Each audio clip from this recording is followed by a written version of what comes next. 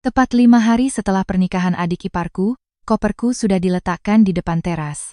Bukan suamiku yang menyeretnya keluar, bukan pula adik iparku, melainkan ibu mertuaku sendiri. Beliau menepuk-nepuk kedua tangannya seolah baru saja membereskan barang lama di dalam rumah, lalu dengan tenang berkata, di hadapan semua kerabat yang bahkan belum semuanya pulang, sebaiknya kamu pergi sekarang. Rumah ini sudah terlalu sesak. Hal yang paling aneh bukanlah tidak ada seorang pun yang menahanku. Hal yang paling aneh adalah aku hanya mengangguk pelan, menarik koperku melewati gerbang besi, lalu mengambil ponsel dan mengirim satu pesan singkat ke rumah sakit. Setelah pesan itu, segalanya mulai berubah.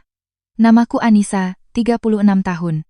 Aku sudah menikah selama hampir 7 tahun dan belum memiliki anak. Orang luar yang melihat pasti menganggap hidupku sangat beruntung. Keluarga suamiku memiliki rumah 3 lantai di tengah kota Jakarta, suamiku seorang insinyur listrik, ibu mertuaku pensiunan guru, dan adik iparku, Adi, baru saja menikah beberapa hari yang lalu. Jika hanya dilihat dari luar, ini adalah keluarga yang tampak tentram. Hanya orang yang berada di dalamnya yang mengerti. Rumah itu seperti panci presto yang selalu tertutup rapat. Semua bermula 3 tahun lalu ketika ayah mertuaku didiagnosis menderita gagal ginjal stadium akhir. Saat dokter memberitahu bahwa beliau harus menjalani cuci darah rutin, seluruh keluarga seakan menemui jalan buntu. Biaya pengobatan setiap bulan sangat besar. Biaya obat, biaya rumah sakit, biaya laboratorium, dan berbagai biaya tak terduga lainnya. Saat itu, perusahaan tempat suamiku, Budi, bekerja sedang mengalami kesulitan, gajinya dipotong hampir setengah. Adik iparku baru lulus kuliah. Gajinya pas-pasan, sementara ibu mertuaku hanya mengandalkan uang pensiun. Akulah satu-satunya yang masih memiliki pekerjaan stabil. Aku bekerja sebagai kepala akuntan di sebuah perusahaan alat kesehatan, penghasilanku lumayan, selain gaji juga ada bonus triwulanan. Malam itu, setelah kami berdiskusi dan menghitung selama hampir 3 jam, aku berinisiatif berkata, biaya rumah sakit ayah, biar Anissa yang tanggung. Ibu mertuaku menatapku lama sekali. Kamu serius, nak? Tanyanya. Mulai bulan depan, rumah sakit bisa kirimkan tagihannya langsung ke Anissa. Ayah mertuaku melambaikan tangannya. Sudahlah, ayah sudah tua. Aku tersenyum. Ayah harus tetap sehat, nanti kan harus menggendong cucu. Beliau memalingkan wajah, diam-diam menyeka air mata. Sejak bulan itu, secara rutin setiap bulan sebesar 15 juta rupiah ditransfer langsung ke rekening rumah sakit. Aku tidak memberikan uang tunai kepada siapapun di rumah. Aku membayarnya langsung. Cara ini lebih transparan dan menghindari rasa canggung di antara kami. Awalnya, semua orang sangat berterima kasih. Ibu mertuaku setiap pagi memasak sarapan untukku. Jika aku pulang kerja larut, selalu ada semangkuk sup hangat menanti. Ayah mertuaku, jika sedang merasa lebih baik, akan duduk mengupaskan buah untuk menantunya. Beliau sering berkata kepada tetangga, keluarga kami sungguh beruntung memiliki menantu seperti Anissa. Kata-kata itu membuatku merasa pengorbananku sangat berarti. Sebenarnya, 15 juta rupiah setiap bulan bukanlah jumlah yang kecil. Ada kalanya bonus perusahaan tidak besar karena kondisi sedang sulit. Aku harus mengambil pekerjaan tambahan di luar jam kantor. Akhir pekan, aku memeriksa pembukuan untuk beberapa usaha kecil milik kenalan. Pernah suatu malam aku baru bisa tidur hampir jam 1 pagi, dan jam 6 pagi sudah harus bangun. Pernah juga aku tertidur di meja makan saat sedang makan malam. Suamiku melihatnya dan hanya berkata pelan, kamu istirahatlah sedikit. Aku tersenyum. Kalau istirahat, nanti pakai apa untuk membayar biaya rumah sakit? Dia terdiam. Itulah keheningan yang khas dari suamiku. Dia menyayangiku, aku tahu itu. Tapi dia jarang sekali membela atau menyuarakan pendapatnya. Semua urusan di rumah ini seolah menjadi tanggung jawabku. Waktu berlalu, kondisi ayah mertuaku menjadi lebih stabil. Kesehatannya memang tidak pulih sepenuhnya, tetapi beliau sudah bisa berjalan-jalan, membaca koran, dan merawat pot-pot anggrek di halaman. Rumah kami mulai diisi kembali dengan tawa. Tepat pada saat itu, adik iparku, Adi, mengumumkan akan menikah. Seluruh keluarga sangat bahagia. Calonnya bernama Dewi, 4 tahun lebih muda dari Adi, seorang gadis yang cekatan dan pandai berbicara. Saat pertama kali bertemu, senyumnya sangat manis. Mbak Anissa, Mas Adi sudah banyak cerita tentang Mbak, katanya. Aku pun menyambutnya dengan gembira. Nanti kalau sudah jadi menantu di sini, kita bisa bantu ibu bersama-sama ya. Dewi tersenyum. Iya Mbak, tapi entah mengapa, sejak acara lamaran, tatapan matanya kepadaku terasa aneh. Setiap kali ada yang memujiku, dia akan tersenyum, tetapi senyumnya tidak sampai ke mata. Suatu kali saat kami sedang makan, seorang tetangga datang berkunjung. Beliau menatapku dan berkata, Anissa ini benar-benar tulang punggung keluarga ini. Dewi meletakkan sendoknya. Ah, tidak juga, Bu. Wajar kan kalau dalam keluarga saling membantu. Kalimatnya terdengar ringan, tetapi kemudian dia menambahkan, nanti kalau saya sudah di sini, beban Mbak Anissa pasti akan lebih ringan. Tidak ada yang memperhatikan, hanya aku yang melihat ibu mertuaku mengangguk pelan. Sejak hari itu, suasana mulai berubah. Dewi sangat rajin ke pasar, memasak, menyapu rumah. Semua dilakukannya dengan cepat. Ibu mertuaku sangat menyukainya, setiap hari memuji, Dewi pintar sekali, Dewi tahu diri sekali, Dewi benar-benar dididik dengan baik. Aku mendengarnya dan hanya tersenyum. Dalam sebuah keluarga, kedatangan anggota baru seharusnya membawa kebahagiaan. Aku tidak pernah berpikir pujian-pujian itu akan menjadi alasan untuk membanding-bandingkan kami, dua menantu perempuan.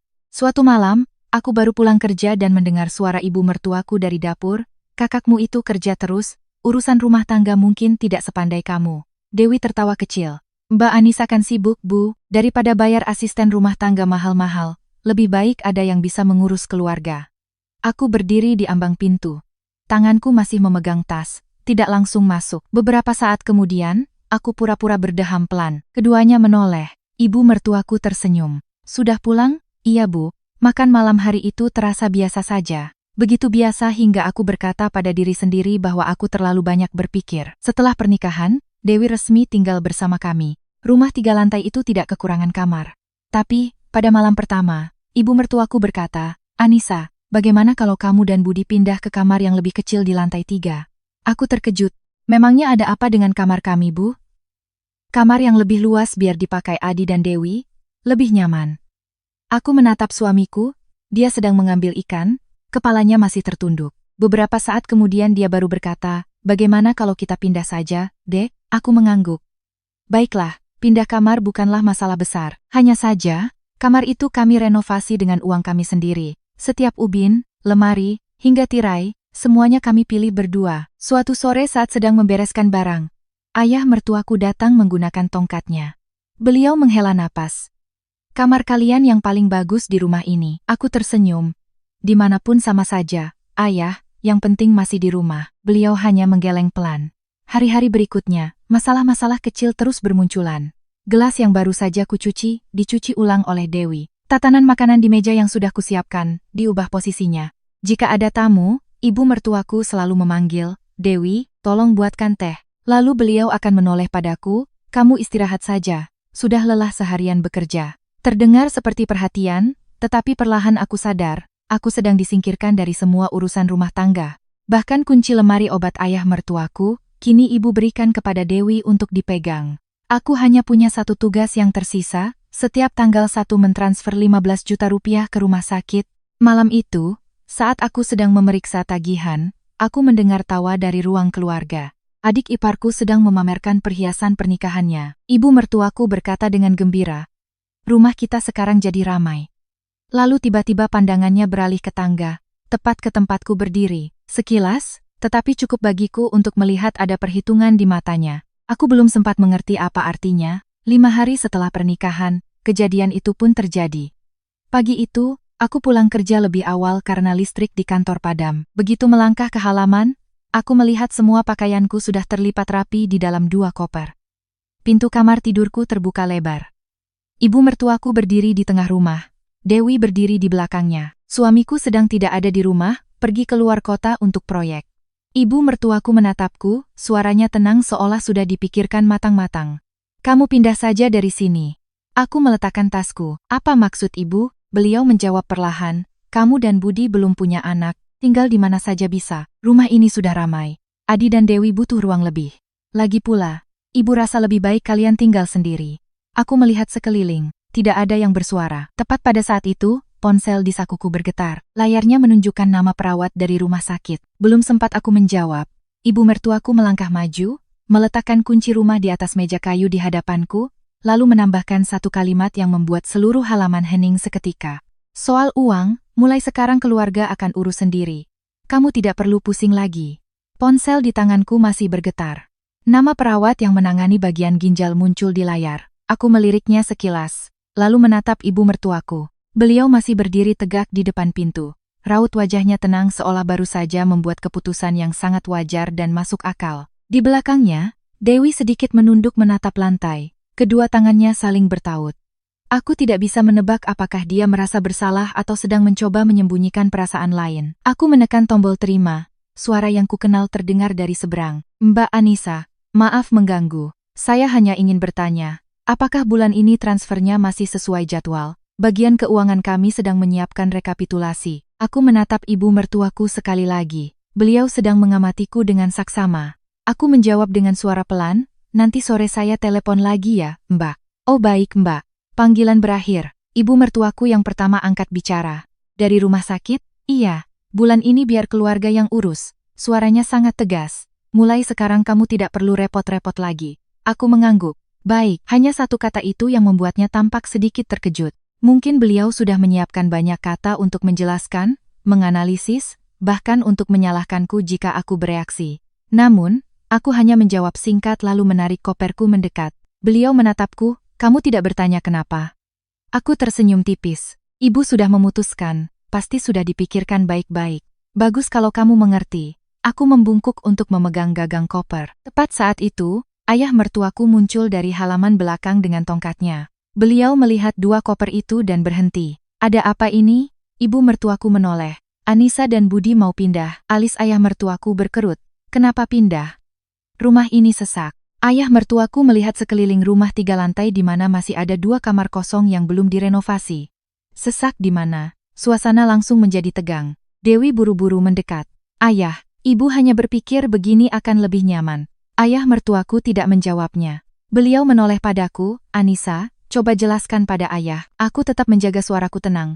Ibu meminta kami pindah. Dan saya menurut. Ayah mertuaku mengetukkan tongkatnya keras ke lantai. Ayah tidak setuju. Itu adalah pertama kalinya setelah sekian lama aku melihat ayah mertuaku meninggikan suaranya. Ibu mertuaku pun tertegun. Apa yang ayah lakukan? Kamu bilang rumah ini sesak? 3 lantai dengan 7 kamar? Sesak di sebelah mana? Ibu mertuaku langsung menjawab, orangnya sudah banyak. Ayah mertuaku tertawa sinis. Saking banyaknya sampai harus mengusir menantu sendiri? Suasana tegang seperti senar gitar yang ditarik kencang. Aku mendekat untuk memegang lengan ayah mertuaku. Ayah, saya tinggal di mana saja tidak apa-apa. Beliau menatapku lama. Anissa, kamu serius? Iya. Beliau menghela napas. Aku ini sudah tua, tapi belum pikun. Kalimat itu membuat wajah ibu mertuaku sedikit memerah. Maksud ayah apa bicara begitu? Aku hanya mau tanya satu hal. Tanya saja. Apa salah Anissa? Ibu mertuaku terdiam beberapa detik. Tidak ada. Lalu kenapa mengusirnya? Ini urusan perempuan. Ayah mertuaku tertawa. Urusan perempuan macam apa yang sampai menyeret koper menantu ke tengah halaman? Dewi menarik pelan lengan ibu mertuaku. Ibu, sudahlah, Bu, tapi beliau menepis pelan tangan menantunya. Aku sudah memutuskan. Ayah mertuaku menoleh padaku. Anissa, tunggu Budi pulang. Aku menggeleng. Saya tidak mau membuatnya serba salah. Itulah yang benar-benar kupikirkan. Budi selalu berada di antara ibu dan istrinya. Dia menyayangi keduanya. Sifatnya yang lembut membuatnya enggan berkonflik. Jika sekarang dia pulang dan dihadapkan pada situasi ini di depan ibunya, adik laki-lakinya, dan ipar barunya, dia akan semakin canggung. Aku tidak ingin menempatkannya dalam posisi itu. Aku menunduk memberi salam pada ayah mertuaku. Saya pergi dulu ayah. Beliau menggenggam tanganku erat. Kalau kamu pergi, jangan lupa telepon ayah. Iya, aku menarik koperku keluar gerbang. Langkahku sangat pelan. Sampai gerbang tertutup di belakangku, aku baru mendengar suara ayah mertuaku berteriak keras di dalam rumah. Untuk pertama kalinya sejak menjadi menantu, aku menyewa sebuah apartemen kecil yang berjarak sekitar 10 menit berkendara dari kantor. Itu adalah unit apartemen yang pernah direkomendasikan seorang teman beberapa bulan lalu. Saat itu aku hanya melihat-lihat, tidak menyangka hari ini akan benar-benar membutuhkannya. Pemiliknya menyapaku, "Loh, Mbak jadi menyewa di sini?" Aku tersenyum. "Iya Pak, untuk sementara tinggal sendiri." Pemiliknya tidak bertanya lebih lanjut. Sore itu, aku membersihkan unit itu sendirian. Sebuah tempat tidur, 1 set meja kursi kecil, dan dapur yang cukup, tidak luas tapi tenang. Untuk pertama kalinya setelah bertahun-tahun, aku duduk makan semangkuk mie instan panas tanpa harus mendengar panggilan dari lantai bawah. Layar ponselku terus menyala, Budi menelepon, aku tidak mengangkatnya. 10 menit kemudian dia mengirim pesan, "Kamu di mana?" Aku menjawab, "Aku baik-baik saja. Kirim alamatmu." Beberapa saat kemudian pesan terkirim. Dia tidak membalas lagi. Aku tahu saat ini suasana di rumah pasti sedang sangat kacau. Malam harinya, sesuai jadwal bulanan, bagian keuangan rumah sakit mengirimkan tagihan pengobatan ayah mertuaku sebesar 15 juta rupiah. Disertai catatan yang biasa, uang muka untuk perawatan bulan ini. Aku menatap layar ponsel sangat lama. Selama 3 tahun, tidak pernah sekalipun terlambat. Pernah suatu bulan perusahaan telat membayar gaji, aku harus menarik uang tabungan. Pernah juga klien menunggak pembayaran, aku meminjam uang pada sahabatku selama beberapa hari, agar bisa transfer tepat waktu. Aku selalu berpikir uang bisa dicari lagi, tapi kesehatan orang tua tidak bisa menunggu. Namun pagi ini, ibu mertuaku sendiri yang berkata dengan sangat jelas, keluarga akan urus sendiri. Aku membuka aplikasi mobile banking lalu menutupnya lagi, kemudian menelepon perawat itu. Mbak Anissa, ya, apakah sudah ditransfer? Biar saya laporkan ke bagian keuangan. Aku menarik napas perlahan, mulai bulan ini, keluarga akan membayar langsung. Di seberang sana hening. Oh, baik. Jadi mulai sekarang jika ada tagihan, saya hubungi pihak keluarga ya, Mbak? Iya, betul. Ada masalah, Mbak? Tidak ada apa-apa, tapi Bapak kan masih dalam perawatan. Saya tahu. Saya kira. Aku tersenyum tipis. Lakukan saja sesuai prosedur. Baik, saya mengerti. Aku menutup telepon, hatiku terasa sedikit lebih ringan. Aku tidak pernah berjanji akan menanggung biayanya seumur hidup. Aku hanya melakukan yang terbaik semampuku selama 3 tahun. Dan hari ini, keluarga sendiri yang mengatakan mereka tidak lagi membutuhkanku. Aku hanya menghormati pilihan itu. Sekitar jam 8 malam, teleponku berdering lagi. Kali ini nomor adik iparku, Adi, aku mengangkatnya. Mbak. Ya, Mbak marah? Tidak. Aku tidak tahu ibu akan berbuat seperti itu. Pelan-pelan semuanya juga akan baik-baik saja. Adi ragu-ragu, Mbak, biaya rumah sakit ayah. Aku diam. Dia melanjutkan. Ibu bilang mulai sekarang keluarga yang tanggung, tapi apa? Aku baru selesai menikah, masih punya utang biaya pesta. Suara Adi semakin pelan. Mas Budi juga belum punya uang. Aku menjawab dengan lembut. Tadi pagi ibu sudah bicara sangat jelas. Aku tahu, tapi Adi, dari kecil kamu yang paling mengerti ibu. Dia menghela napas. Aku mengerti. Kalau begitu, lakukan saja apa yang ibu mau. Di seberang sana hening. Beberapa saat kemudian hanya terdengar desah napas pelan. Mbak, aku minta maaf. Tidak perlu minta maaf. Aku menutup telepon. Tepat pada saat itu, ada ketukan di pintu. Aku membukanya. Budi berdiri di depan pintu apartemen. Kemejanya masih berdebu dari lokasi proyek. Dahinya berkeringat. Dia menatapku sangat lama sebelum akhirnya bicara. Kamu sudah transfer biaya rumah sakit? Belum sempat aku menjawab, ponselnya tiba-tiba berdering. Dia melihat layar, raut wajahnya langsung berubah. Itu panggilan dari rumah sakit. Baru saja dia mengangkat telepon. Suara staf keuangan terdengar cukup jelas, di ruangan yang sunyi.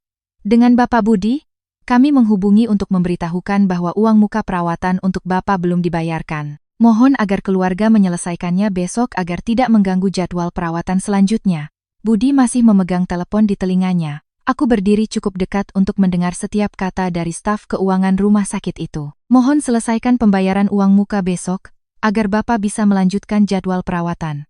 Jika keluarga mengalami kesulitan, bisa datang ke bagian layanan sosial, untuk mendapatkan panduan prosedur bantuan. Budi terdiam beberapa detik. Boleh saya tahu, selama ini siapa yang membayar? Iya Pak, selama 3 tahun ini selalu dibayar langsung oleh Ibu Anissa. Bulan ini kami belum menerima pembayaran, makanya kami menghubungi keluarga. Budi menoleh menatapku.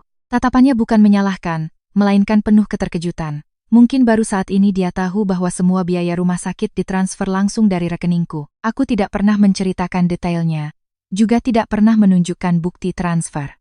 Bagiku, itu adalah hal yang kulakukan secara sukarela. Tidak perlu dijadikan cerita untuk diungkit-ungkit. Dia berkata pelan ke telepon, "Terima kasih, Bu. Saya akan bicarakan dengan keluarga." Panggilan berakhir. Di dalam apartemen kecil itu hanya terdengar suara kipas angin di langit-langit yang berputar. Budi meletakkan ponselnya di meja dan duduk terdiam sangat lama. Akhirnya dia bersuara, "Kamu benar-benar berhenti?" Aku menuangkan 2 gelas air, satu untuknya. Aku hanya melakukan apa yang dikatakan ibu. Alisnya sedikit berkerut. Ibu bicara begitu karena sedang emosi. Aku tidak melihat ibu sedang emosi. Maksudku, aku memotong dengan suara tenang. "Budi, ibu bilang keluarga bisa mengurus sendiri. Aku percaya pada ibu." Dia mengusap wajahnya dengan kedua tangan. Aku baru sampai rumah, ayah dan ibu sedang bertengkar. Ayah bagaimana? Ayah marah sekali, tidak mau makan. Aku menghela napas pelan. Orang pertama yang kupikirkan setelah meninggalkan rumah itu tetaplah ayah mertuaku. Beliau tidak pernah berkata kasar padaku. Selama 3 tahun, setiap kali aku membawakan buah ke rumah sakit, beliau selalu bilang, jangan beli lagi, mahal. Tapi setiap kali pula beliau diam-diam membelah separuh apel untuk orang tua yang menyayangi anak cucunya seringkali tidak pandai merangkai kata-kata indah, hanya sepotong apel atau diam-diam menyisihkan bagian ikan terbaik di mangkuk, itu saja. Budi menatapku, bagaimana kalau kamu? Aku tahu apa yang akan dikatakannya. Kamu mau aku transfer lagi? Dia menunduk. Aku belum punya uang. Keluarga kan punya uang dari angpau pernikahan Adi. Itu uang yang ayah dan ibu tabung bertahun-tahun. Tetap saja itu uang. Dia tidak menjawab. Aku juga tidak ingin memojokkannya. Sebenarnya aku mengerti. Budi bekerja keras. Gajinya tidak kecil. Tapi selama 3 tahun ini setiap bulan dia memberikan hampir seluruh gajinya pada ibunya. Dia hanya menyisakan sedikit untuk kebutuhan pribadi. Dia selalu berpikir ibunya akan mengelolanya dengan baik. Aku tidak pernah bertanya karena biaya rumah sakit sudah kutanggung. Biaya hidup kami berdua juga sebagian besar dari penghasilanku. Sekarang, ketika semua masalah datang bersamaan, dia baru sadar bahwa di tangannya hampir tidak ada dana darurat sama sekali. Aku bertanya dengan lembut, kamu punya uang berapa? Dia tersenyum kecut, sekitar 6 jutaan. Lalu uang yang dipegang ibu? Kalau mau minta, harus bicara dulu sama ibu. Aku terdiam. Dalam beberapa keluarga, uang adalah topik yang sangat sensitif. Setiap orang merasa sedang berkorban untuk keluarga, sampai saat dibutuhkan baru sadar semuanya ada di tangan satu orang. Budi mengangkat kepala, aku minta maaf. Minta maaf untuk apa? Karena sudah membiarkanmu sendirian terlalu lama. Aku menatap pria di hadapanku. 7 tahun menjadi suami istri, dia tidak pernah berselingkuh, tidak pernah membentak, dan tidak pernah membiarkanku kekurangan. Satu-satunya yang kurang darinya adalah keberanian untuk berdiri di antara orang-orang yang dicintainya dan menyuarakan kebenaran. Aku menjawab pelan. Saat aku menyeret koper keluar rumah, kamu tidak ada di sana. Aku tahu. Kalau hari itu aku ada, apa yang akan aku lakukan? Budi membuka mulut, lalu menutupnya lagi. Beberapa saat kemudian baru berkata, aku juga tidak tahu. Jawaban itu membuatku lebih sedih daripada keheningan. Setidaknya dia tidak berbohong. Malam itu Budi tidak pulang ke rumah ibunya. Dia tidur di sofa panjang di apartemenku. Pagi-pagi sekali, ponselnya terus berdering. Ibunya menelepon. Dia menatap layar sangat lama lalu mengangkatnya. Ibu. Suara ibu mertuaku terdengar cukup keras. Kamu di mana? Di luar. Pulang sekarang. Ada apa, Bu? Ayahmu tidak mau ke rumah sakit. Budi langsung duduk tegak. Kenapa? Dia bilang kalau Anissa diusir, dia juga tidak mau berobat lagi. Aku sedang membuat kopi di dapur. Mendengar itu, tanganku berhenti bergerak. Budi berdiri. Aku segera pulang. Dia menoleh menatapku. Kamu. Aku tersenyum. Pulanglah.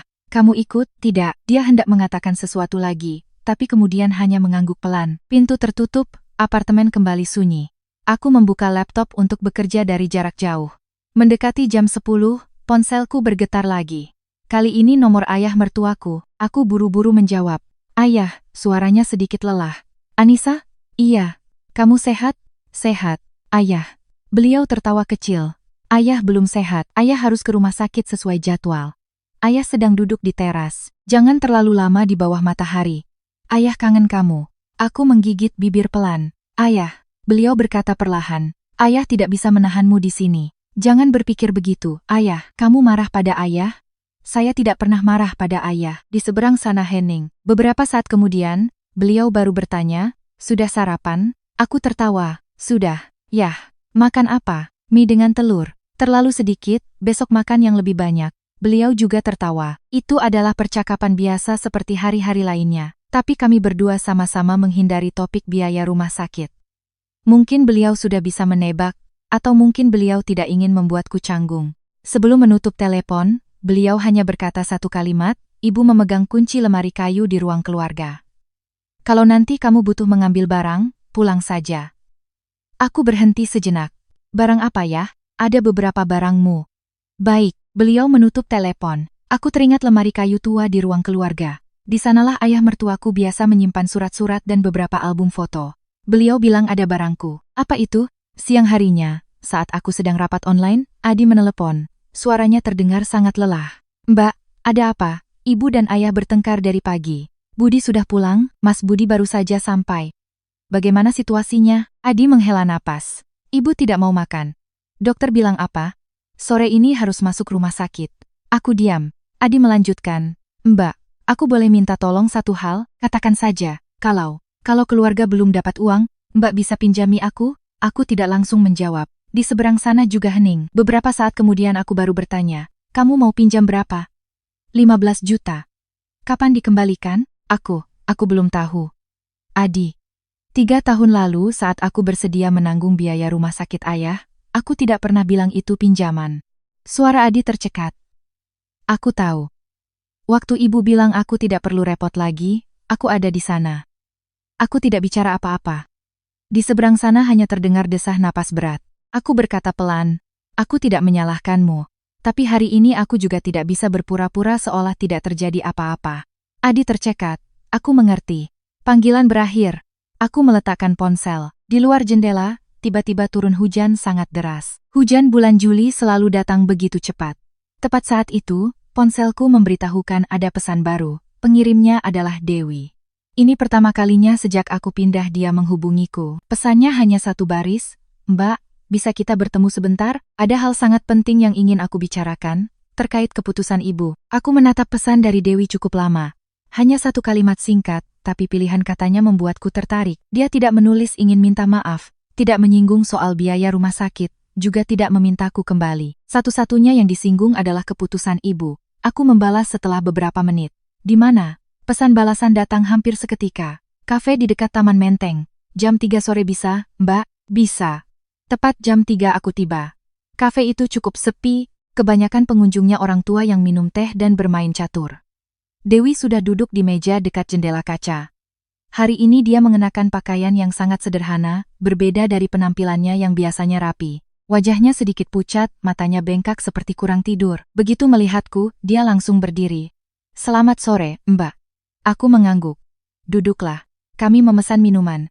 Tidak ada yang langsung bicara. Dewi terus memutar-mutar sendok di dalam gelas es lemonnya. Beberapa saat kemudian, dia baru mengangkat kepala. Mbak masih marah padaku? Sejak hari itu sampai sekarang, aku belum punya waktu untuk marah pada siapapun. Dia tersenyum kecut. Aku tahu Mbak menyalahkanku. Kenapa kamu mengajakku bertemu? Dewi menarik napas dalam-dalam. Aku ingin mengatakan yang sebenarnya. Aku tidak bersuara. Dia melanjutkan.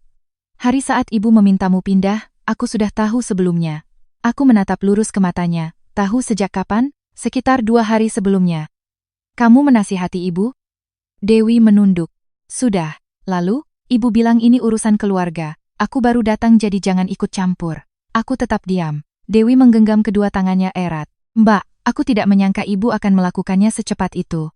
Kenapa ibu ingin aku pergi? Dewi ragu-ragu. Kalau aku katakan, jangan pikir aku menyalahkan siapapun. Katakan saja, setelah hening cukup lama, dia baru bersuara. Ibu pikir, Mbak tidak akan meninggalkan ayah. Aku sedikit mengernyit. Maksudmu, ibu bilang, Mbak paling sayang ayah di rumah ini. Meskipun Mbak tinggal terpisah, biaya rumah sakit akan tetap Mbak bayar seperti biasa. Aku tidak menjawab. Dia melanjutkan. Ibu juga bilang, perempuan yang sudah menikah, meskipun marah, tidak akan bisa meninggalkan keluarga suaminya. Aku memandang keluar jendela kaca. Daun-daun bergetar pelan ditiup angin. Ternyata semua ini bukan karena emosi sesaat, melainkan sebuah perhitungan. Aku bertanya perlahan, jadi, tujuannya apa?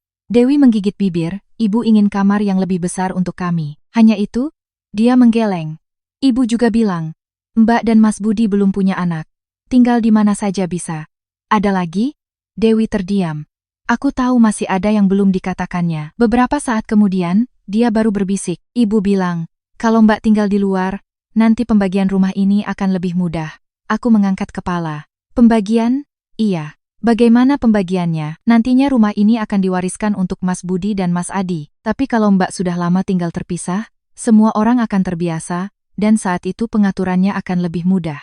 Aku tersenyum tipis. Senyum yang sangat ringan. Aku sendiri tidak tahu apakah aku sedang sedih atau merasa semua ini begitu ironis. 3 tahun, setiap bulan 15 juta rupiah, totalnya lebih dari 540 juta rupiah. Aku tidak pernah memikirkan soal rumah itu. Tapi ternyata ada orang yang berpikir aku bertahan hanya karena rumah. Dewi melihat ekspresiku dan buru-buru berkata, Mbak, sumpah, aku tidak pernah ingin mengusir Mbak. Kenapa hari itu kamu tidak bicara? Aku berdiri tepat di belakang ibu. Takut, baru menikah 5 hari. Suaranya mengecil. Kalau aku menentang ibu, seluruh keluarga akan bilang aku tidak sopan. Aku tidak menyalahkannya. Seorang gadis yang baru saja menjadi menantu. 5 hari memang terlalu singkat untuk berani menentang ibu mertua. Kami duduk beberapa menit lagi. Tiba-tiba Dewi mengeluarkan sebuah amplop dari tasnya. Ini, Mbak lihat. Aku membukanya. Di dalamnya ada fotokopian sebuah buku tabungan. Nama pemilik rekeningnya adalah ibu mertuaku. Saldonya lebih dari 2 miliar rupiah. Aku sedikit terkejut. Kamu dapat dari mana? Ibu memintaku menyimpannya. Kenapa kamu tunjukkan padaku? Dewi menunduk, agar Mbak tahu kalau keluarga kita tidak kehabisan uang. Aku melihat kembali angka 2 miliar itu, cukup untuk membayar biaya rumah sakit untuk waktu yang sangat lama. Dewi melanjutkan, ibu bilang uang ini untuk nanti. Nanti itu kapan? Ibu tidak bilang. Jadi waktu Adi meneleponku pinjam uang, kamu tidak tahu? Aku tidak tahu. Aku melipat kembali kertas itu dan mendorongnya ke arah Dewi. Simpanlah. Mbak tidak mau pegang. Aku tidak ingin tahu lagi. Aku tersenyum. Uang ibu, hak ibu untuk menyimpannya. Tapi aku hanya perlu tahu satu hal. Apa itu? Hari saat ibu bilang keluarga bisa mengurus sendiri. Iya, aku percaya pada kata-kata ibu. Dewi menatapku lama. Mungkin dia menungguku marah atau menyalahkannya. Tapi aku hanya dengan tenang menghabiskan minumanku. Tepat saat itu, ponsel Dewi berdering. Dia melihat layar dan wajahnya pucat. Ibu menelepon. Angkat saja. Baru saja dia menjawab, suara ibu mertuaku sudah terdengar. Kamu di mana? Di luar sebentar, Bu. Dengan siapa? Dewi menatapku. Ibu tanya dengan siapa? Aku bertemu Mbak Anissa. Di seberang sana hening beberapa detik, lalu ibu mertuaku berkata cepat, pulang sekarang. Bu, pulang. Telepon ditutup. Dewi tampak bingung. Maaf ya, Mbak. Tidak apa-apa. Kamu pulanglah. Baik. Baru saja dia berdiri. Dia berbalik lagi. Mbak. Ya, ayah kangen sekali sama Mbak. Aku hanya mengangguk pelan. Sore harinya, saat aku baru sampai di apartemen, aku melihat Budi sedang duduk di depan pintu. Dia bersandar di dinding, matanya merah. Sepertinya dia sudah menunggu cukup lama. Melihatku datang, dia berdiri. Kamu dari mana? Dari luar. Aku mencarimu dari tadi sore. Aku membuka pintu. Masuklah. Dia melangkah masuk. Apartemen masih serapi pagi tadi. Budi melihat sekeliling lalu bertanya, sudah terbiasa di sini? Lumayan. Dia duduk di kursi. Kedua tangannya saling bertaut. Beberapa saat kemudian dia baru berkata, ayah masuk rumah sakit. Aku berhenti sejenak. Kenapa? Hari ini ayah tidak makan 2 kali. Dokter bilang apa? Tekanan darahnya turun. Aku terdiam. Sekarang sudah stabil, sudah lebih baik. Aku menghela napas lega. Budi menatapku. Saat dokter meminta uang muka, dia berhenti. Ibu tidak memberikan uang? Tidak. Lalu siapa yang bayar? Aku. Dari mana? Dia tersenyum sedih. Pinjam teman. Aku menatapnya. Berapa? 15 juta. Kapan dikembalikan? Bulan depan. Aku teringat buku tabungan senilai lebih dari 2 miliar yang baru kulihat tadi siang. Sementara anak laki-lakinya harus meminjam uang teman untuk membayar biaya rumah sakit ayahnya. Perasaan yang sulit digambarkan merasukiku. Budi mengeluarkan sebuah kunci kecil dari sakunya. Ayah yang memberikan ini. Kunci apa? Lemari kayu. Aku langsung teringat panggilan telepon ayah mertuaku pagi ini. Dia melanjutkan, ayah memintamu membukanya. Kenapa? Ayah bilang di dalamnya ada sesuatu yang harus kamu lihat sendiri. Aku memegang kunci itu. Kunci kuningan tua yang warnanya sudah memudar seiring waktu. Budi menatapku, besok mau ke rumah sakit bersamaku? Belum sempat aku menjawab. Ponselnya berdering lagi. Kali ini dari Adi. Budi mengaktifkan pengeras suara. Suara panik Adi terdengar. Mas Budi, cepat ke rumah sakit sekarang. Ibu baru saja membuka lemari kayu ayah untuk mencari surat-surat dan menemukan ada satu map atas nama Mbak Anissa di laci bawah. Ibu bersikeras mau membawanya pulang sebelum ayah sadar. Budi menggenggam ponselnya begitu erat hingga buku-buku jarinya memutih. Aku juga terdiam beberapa detik. Sebuah map atas namaku di dalam lemari kayu yang kuncinya selalu dipegang sendiri oleh ayah mertuaku. Selama 3 tahun tinggal di rumah itu, aku tidak pernah membuka lemari itu untuk mengambil apapun. Bahkan ketika ayah mertuaku memintaku mengambilkan buku rekam medisnya, beliau sendiri yang akan membukanya baru memberikannya padaku. Kenapa di dalamnya ada map atas namaku? Budi langsung bertanya, Adi, ibu di mana sekarang? Di kamar rawat. Ayah tahu? Ayah baru saja tidur setelah diberi obat, ibu mau mengambil map itu dulu. Tahan ibu, mas segera ke sana. Panggilan berakhir. Budi menatapku. Ikut denganku. Aku tidak langsung menjawab. Di kepalaku masih terngiang kata-kata ayah mertuaku pagi tadi. Di dalamnya ada beberapa barangmu. Ternyata beliau sudah tahu. Beliau tahu sebelum aku meninggalkan rumah. Mungkin beliau tahu lebih banyak dari yang kuduga. Aku mengambil kunci kuningan itu dari meja dan memasukkannya ke dalam tasku. Ayo, rumah sakit sekitar jam 8 malam masih terang benderang. Bau desinfektan yang khas mengingatkanku pada 3 tahun terakhir. Setidaknya 4 kali sebulan aku datang ke sini, sampai akrab dengan satpam, petugas parkir, dan perawat jaga. Baru saja turun dari mobil, perawat yang kutemui sebelumnya mengenaliku. Mbak Anissa, aku tersenyum. Ayah saya bagaimana? Bapak baru saja tidur. Hari ini beliau lebih lelah dari biasanya. Dia ragu sejenak lalu berbisik, Bapak terus menanyakan Mbak. Aku mengangguk pelan. Terima kasih. Budi yang berjalan di sampingku mendengar semuanya tapi tidak berkata apa-apa. Sampai di depan pintu kamar rawat, kami sudah mendengar suara ibu mertuaku. Biar aku bawa pulang dulu, besok baru kita bicarakan. Adi menjawab dengan ragu, Bu, lebih baik kita tunggu ayah sadar. Apa yang mau ditunggu? Tapi ayah berpesan. Aku ini istrinya. Aku masuk tepat pada saat itu. Ibu mertuaku menoleh. Beliau tertegun beberapa detik. Mungkin tidak menyangka aku akan muncul secepat ini. Di tangannya ada sebuah map berwarna coklat yang sudah usang. Aku langsung mengenalinya sebagai jenis map untuk menyimpan dokumen rumah sakit zaman dulu. Beliau menatapku lalu memeluk map itu erat-erat. Kenapa kamu kesini? Aku menjaga suaraku tetap tenang. Saya dengar di dalamnya ada dokumen saya. Tidak ada apa-apa. Kalau begitu, boleh saya lihat? Ini dokumen keluarga, tapi Adi bilang map itu atas nama saya. Suasana mendadak tegang. Adi berdiri di tengah, menatap bergantian antara ibu dan aku. Dewi juga baru saja datang. Wajahnya memerah karena terburu-buru. Ibu mertuaku menatap menantu bungsunya. Siapa yang memanggil mereka? Tidak ada yang menjawab. Tepat pada saat itu, suara serak terdengar dari tempat tidur. Berikan pada Anissa. Ayah mertuaku sudah sadar. Beliau mencoba duduk. Budi buru-buru mendekat untuk membantu. Ayah, tiduran saja. Beliau menggeleng. Berikan map itu pada Anissa. Ibu mertuaku menoleh. Ayah baru sadar. Jangan banyak bicara. Aku bilang, berikan. Beliau tetap diam. Keduanya saling bertatapan lama. Aku belum pernah melihat ayah mertuaku setegas itu. Beliau yang biasanya lembut, seumur hidupnya hampir tidak pernah bertengkar dengan siapapun. Tapi saat ini, tatapannya membuat seisi ruangan hening. Akhirnya, ibu mertuaku meletakkan map itu dengan kasar di meja samping tempat tidur. Mau lihat? Lihat saja. Aku melangkah maju dan membuka map itu. Di dalamnya ada beberapa lembar kertas yang dijepit rapi. Lembar pertama adalah fotokopian seluruh tagihan rumah sakit selama 3 tahun terakhir. Setiap tagihan disertai bukti transfer. Nama pembayarnya adalah aku. Aku sedikit terkejut. Aku tidak pernah menyimpannya. Mungkin rumah sakit mencetaknya kembali atas permintaan ayah mertuaku. Lembar kedua adalah rekapitulasi total biaya sebesar 540 juta rupiah. Angka itu tertera sangat jelas. Budi yang berdiri di belakangku menarik napas pelan. Adi juga terbelalak. Mungkin baru hari ini mereka tahu jumlah sebenarnya. Aku membuka lembar berikutnya. Kali ini selembar kertas tulisan tangan. Tulisan ayah mertuaku, goresannya gemetar tapi rapi. Jika suatu hari nanti Anissa tidak lagi tinggal di rumah ini, siapapun yang memegang kertas ini harus memberikannya padanya. Ini adalah bukti atas apa yang telah dilakukannya untuk keluarga. Dia tidak pernah meminta apapun, jadi ayah yang menyimpankannya untukmu. Aku terdiam. Mataku terasa panas. Ayah mertuaku menatapku. Ayah takut kamu dirugikan. Aku buru-buru memegang tangannya. Ayah, saya tidak butuh ini. Beliau menggeleng pelan. Kamu butuh. Suaranya lemah tapi sangat jelas. Orang baik juga harus menyimpan kebenaran. Di dalam ruangan tidak ada lagi yang bicara, bahkan ibu mertuaku pun menunduk. Aku terus membuka. Di akhir map ada sebuah amplop kecil, di luarnya hanya tertulis 2 kata.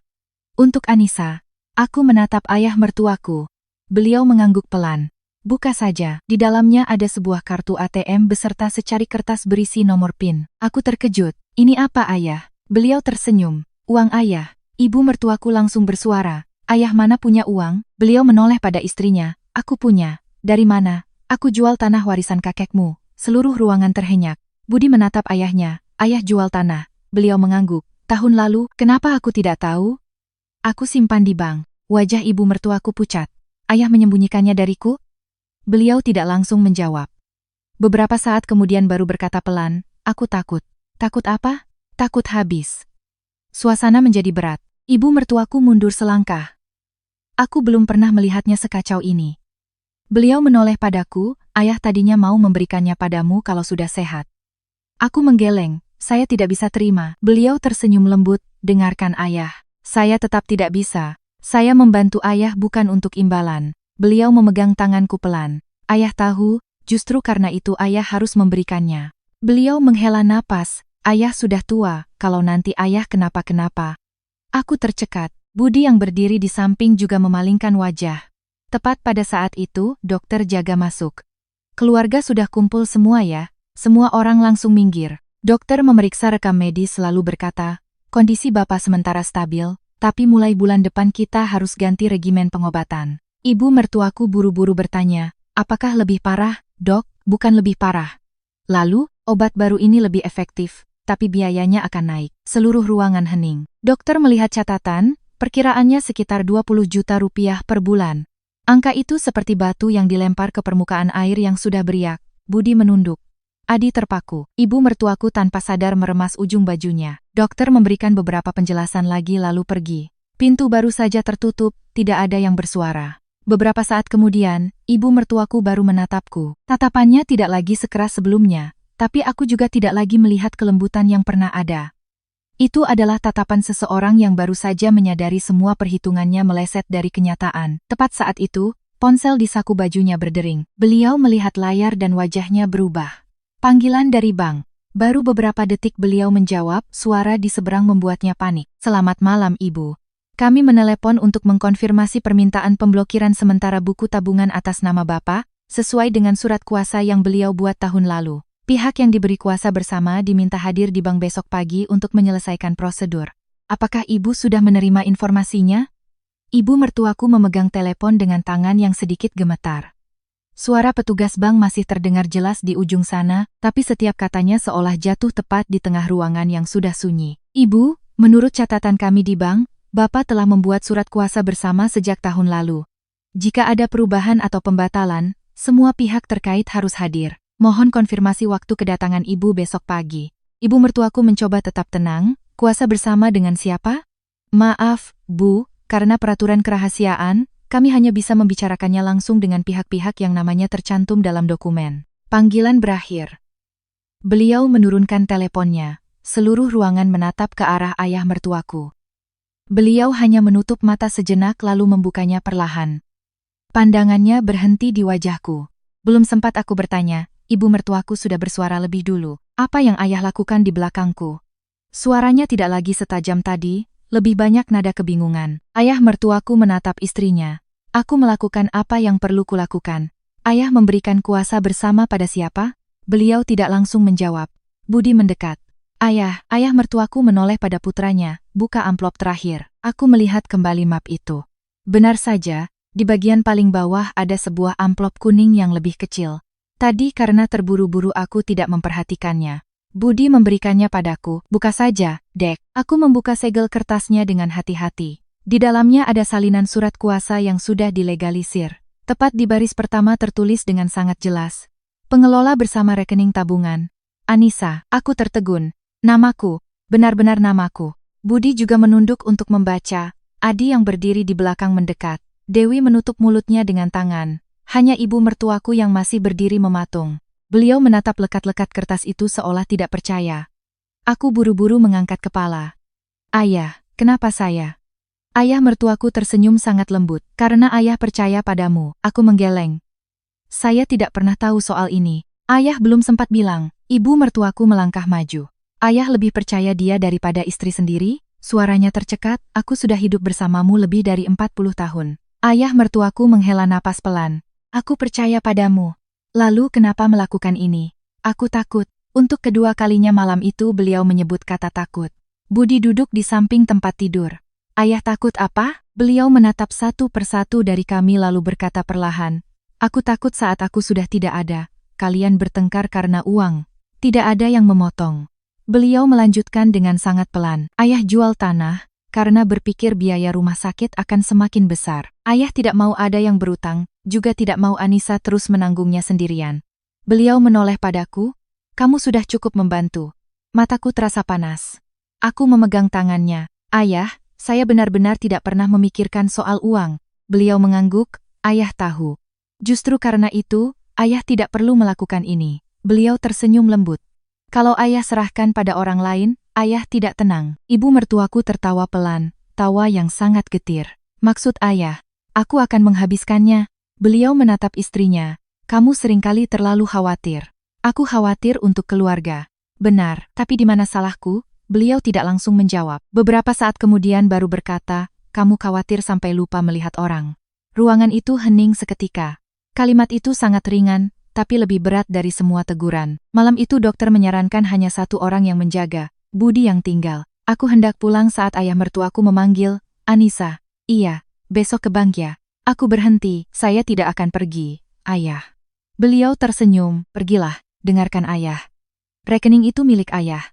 Benar, saya tidak punya hak. Beliau menggeleng. Ayah sudah memberikannya. Belum sempat aku menjawab.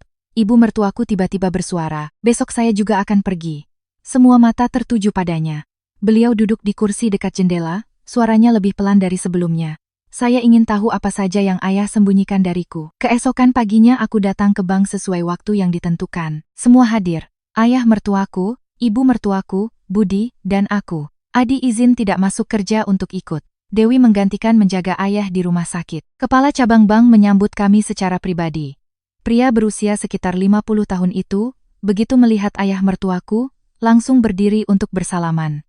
Bapak sudah lebih sehat, ayah mertuaku tersenyum, sudah lebih baik. Setelah beberapa prosedur verifikasi, manajer itu mengeluarkan sebuah map yang cukup tebal. Beliau menatapku, Mbak Anissa, sebelumnya Bapak meminta kami untuk merahasiakan hal ini. Aku mengangguk, saya mengerti. Beliau membuka lembar demi lembar. Rekening ini dibuka 10 bulan yang lalu. Total saldo saat ini adalah 2,3 miliar rupiah, termasuk hasil penjualan tanah dan bunga. Aku sedikit terkejut, angkanya lebih besar dari yang pernah ditunjukkan Dewi padaku. Beliau melanjutkan. Menurut surat kuasa, Bapak tetap menjadi pemilik rekening. Mbak Anissa hanya memiliki hak tanda tangan bersama jika Bapak tidak dapat melakukan transaksi atau dalam keadaan darurat terkait pengobatan. Aku merasa lega. Itu sangat berbeda dari yang dipikirkan semua orang. Bukan ayah mertuaku memberiku uang. Beliau hanya ingin ada orang lain yang memastikan uang itu digunakan sesuai tujuannya. Aku menoleh. Ibu mertuaku juga sedang mendengarkan dengan saksama. Manajer itu melanjutkan, Bapak juga menitipkan sebuah surat. Beliau berpesan agar surat ini hanya dibaca saat seluruh keluarga berkumpul. Beliau mengeluarkan sebuah amplop yang masih tersegel dari dalam map. Ayah mertuaku tersenyum, baca saja sekarang. Manajer itu memberikannya padaku. Mbak adalah orang yang ditunjuk oleh Bapak. Aku ragu-ragu. Bagaimana kalau ayah saja yang baca? Ayah mertuaku menggeleng. Kamu yang baca. Aku membuka amplop itu. Suratnya hanya 2 halaman. Tulisan tangan yang kukenal. Sejak tahu ayah sakit, ayah selalu memikirkan saat di mana keluarga harus menghadapi masalah uang. Ayah tahu uang bisa dengan mudah membuat orang salah paham.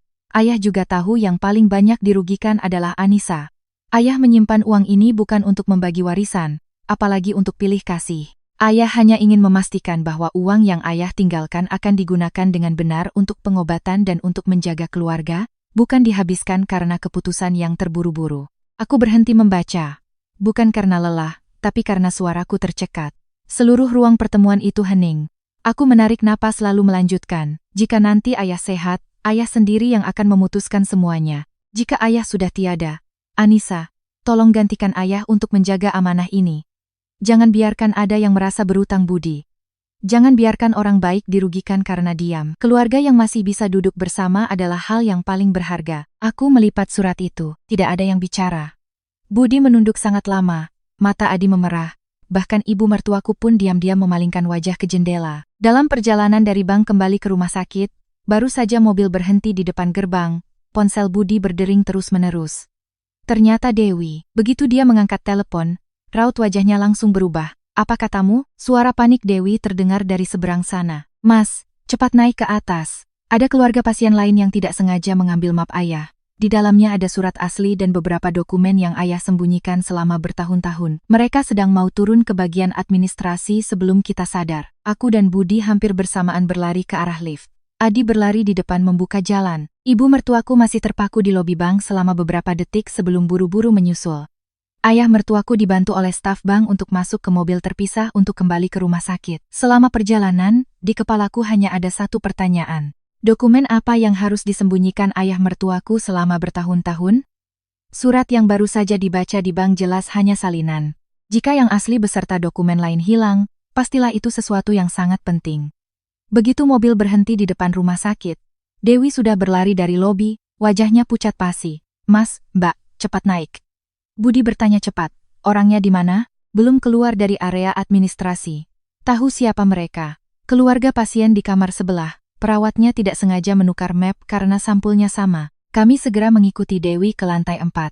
Di meja resepsionis, seorang pria berusia sekitar 50 tahun sedang memegang map berwarna coklat.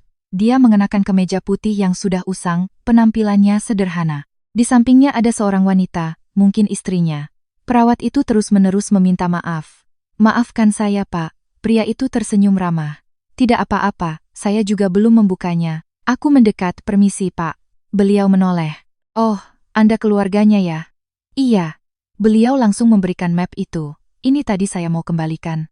Aku menerimanya, menunduk berterima kasih. Syukurlah tidak hilang. Beliau tersenyum. Tadi saya angkat terasa lebih berat dari map punya saya, makanya saya minta perawatnya periksa lagi.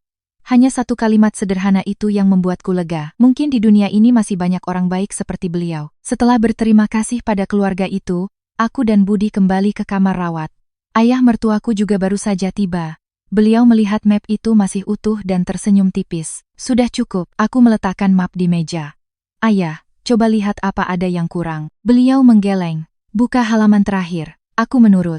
Di bawah tumpukan kertas, ada sebuah amplop yang sangat tipis, direkatkan dengan selotip bening. Di luarnya tertulis kalimat kecil, hanya dibuka saat seluruh keluarga hadir. Kali ini tidak ada yang bicara. Budi menatap ayahnya. Ayah mau dibuka sekarang? Beliau mengangguk. Ya, aku membuka lapisan selotip dengan hati-hati. Di dalamnya bukan sertifikat aset seperti yang kuduga, hanya sebuah buku catatan tua.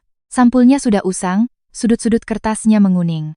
Ayah mertuaku menatap buku itu, tatapannya tiba-tiba melembut. Itu buku catatan ayah. Aku membuka halaman pertama. Baris pertama mencatat tanggal dari 3 tahun lalu, tepat pada hari beliau pertama kali masuk rumah sakit. Hari ini Anissa mengantar ayah periksa. Dokter bilang penyakitnya parah. Anak itu duduk di koridor menelepon minta izin kerja setengah hari, tangannya gemetaran. Waktu pulang, dia tersenyum pada semua orang seolah tidak terjadi apa-apa. Aku berhenti. Halaman berikutnya. Hari ini Anissa mentransfer biaya rumah sakit bulan pertama, dia bilang biar dia yang tanggung. Budi berdiri di sampingnya diam. Mungkin dia kasihan pada istrinya tapi tidak tahu harus berkata apa. Setiap halaman, setiap hari, adalah catatan yang sangat singkat. Kadang hanya beberapa baris, kadang satu halaman penuh. Anissa tertidur di kursi rumah sakit. Hari ini dia membawakan bubur ikan tapi bilang sudah makan di kantor. Ayah tahu dia belum makan. Waktu membayar di kasir, anak itu mengira ayah tidur, jadi dia diam-diam pergi membayar. Aku tidak sanggup membaca lagi. Mataku sudah buram. Budi juga menunduk. Adi duduk terdiam, bahkan ibu mertuaku pun menatap lekat setiap halaman. Ayah mertuaku berkata sangat pelan, ayah sudah tua, tidak bisa membantu, jadi ayah catat. Beliau menoleh pada istrinya, aku takut nanti tidak ada yang ingat. Ibu mertuaku menggigit bibirnya. Mungkin ini pertama kalinya beliau tahu bahwa suaminya diam-diam mengamati semuanya selama 3 tahun. Aku membuka halaman sekitar setengah tahun yang lalu, goresan penanya lebih tebal. Hari ini istriku bilang pada tetangga bahwa biaya rumah sakit ditanggung bersama oleh seluruh keluarga. Anissa berdiri di dapur mendengarnya tapi tidak berkata apa-apa. Aku berhenti. Benar, ada kejadian itu, aku masih ingat. Hari itu tetangga datang, ibu mertuaku tersenyum sangat gembira. Anak-anak semua patungan. Aku hanya tersenyum, tidak menjelaskan. Bukan karena ingin diakui, tapi karena berpikir menjaga harga diri orang tua lebih penting. Tidak kusangka ayah mertuaku mencatatnya. Aku membuka halaman terakhir, tulisannya lebih gemetar. Hari ini aku dengar istriku berdiskusi dengan Dewi soal menyuruh Anissa dan suaminya pindah. Aku memanggilnya ke kamar tapi dia tidak mau dengar. Seluruh ruangan hening, ibu mertuaku perlahan mengangkat kepala. Beliau menatap suaminya. Ayah dengar semuanya. Beliau mengangguk. Aku kira ayah tidur. Aku tidak tidur. Lalu kenapa ayah tidak bicara? Aku sudah bicara. Aku bilang jangan lakukan itu. Suaranya sangat pelan. Kamu tidak mau dengar. Ibu mertuaku tiba-tiba memalingkan wajah. Bahunya sedikit bergetar. Itulah pertama kalinya sejak semua ini terjadi, aku melihatnya menangis. Bukan tangisan keras, Hanya 2 tetes air mata yang jatuh diam-diam ke punggung tangannya. Budi menatap ibunya. Ibu. Beliau menggeleng. Jangan panggil ibu. Tidak ada yang tahu harus berkata apa. Tepat pada saat itu, kepala dokter departemen mengetuk pintu dan masuk. Beliau melihat semua orang lalu tersenyum. Wah, kumpul semua ya? Dokter memeriksa kembali hasil laboratorium. Respon Bapak terhadap obat cukup baik. Semua orang bernapas lega. Tapi dokter melanjutkan, saya ingin bicara lebih lanjut dengan keluarga mengenai perawatannya. Budi bertanya, ada apa dok? Penyakit Bapak ini akan menjadi perawatan jangka panjang. Iya dok. Pasien sangat membutuhkan kestabilan mental. Beliau menatap satu persatu. Belakangan ini Bapak sering tidak bisa tidur. Kadang tekanan darahnya naik karena banyak pikiran. Dokter menutup map. Saya tidak tahu urusan keluarga, tapi saya harap semua orang bisa meminimalisir stres pada Bapak. Begitu beliau pergi, ruangan kembali hening. Beberapa saat kemudian, ibu mertuaku tiba-tiba berdiri. Beliau berjalan ke hadapanku. Aku pun ikut berdiri sebagai tanda hormat. Beliau menatapku lama sekali, tatapannya tidak lagi tajam, hanya tersisa kelelahan. Anissa, itulah pertama kalinya setelah sekian lama beliau memanggil namaku dengan nada biasa. Iya bu. Sore ini kamu sibuk? Tergantung bu. Ada apa? Pulang ke rumah sebentar. Aku belum sempat menjawab, beliau melanjutkan. Ibu mau ambil beberapa barangmu. Budi sedikit terkejut. Barang apa bu? Beliau menggeleng. Barangnya Anissa. Aku juga merasa aneh. Saat aku pindah, hampir semua pakaian dan barang pribadiku sudah kubawa. Apalagi yang tersisa di rumah itu yang menjadi milikku? Ibu mertuaku tidak menjelaskan. Beliau hanya menoleh pada suaminya. Ayah istirahat ya. Lalu diam-diam berjalan keluar. Begitu pintu tertutup, Dewi yang berdiri di dekat jendela tiba-tiba menatap panik ke halaman rumah sakit. Mas Budi. Ada apa? Itu truk pindahan kan? Kenapa parkir di depan rumah kita?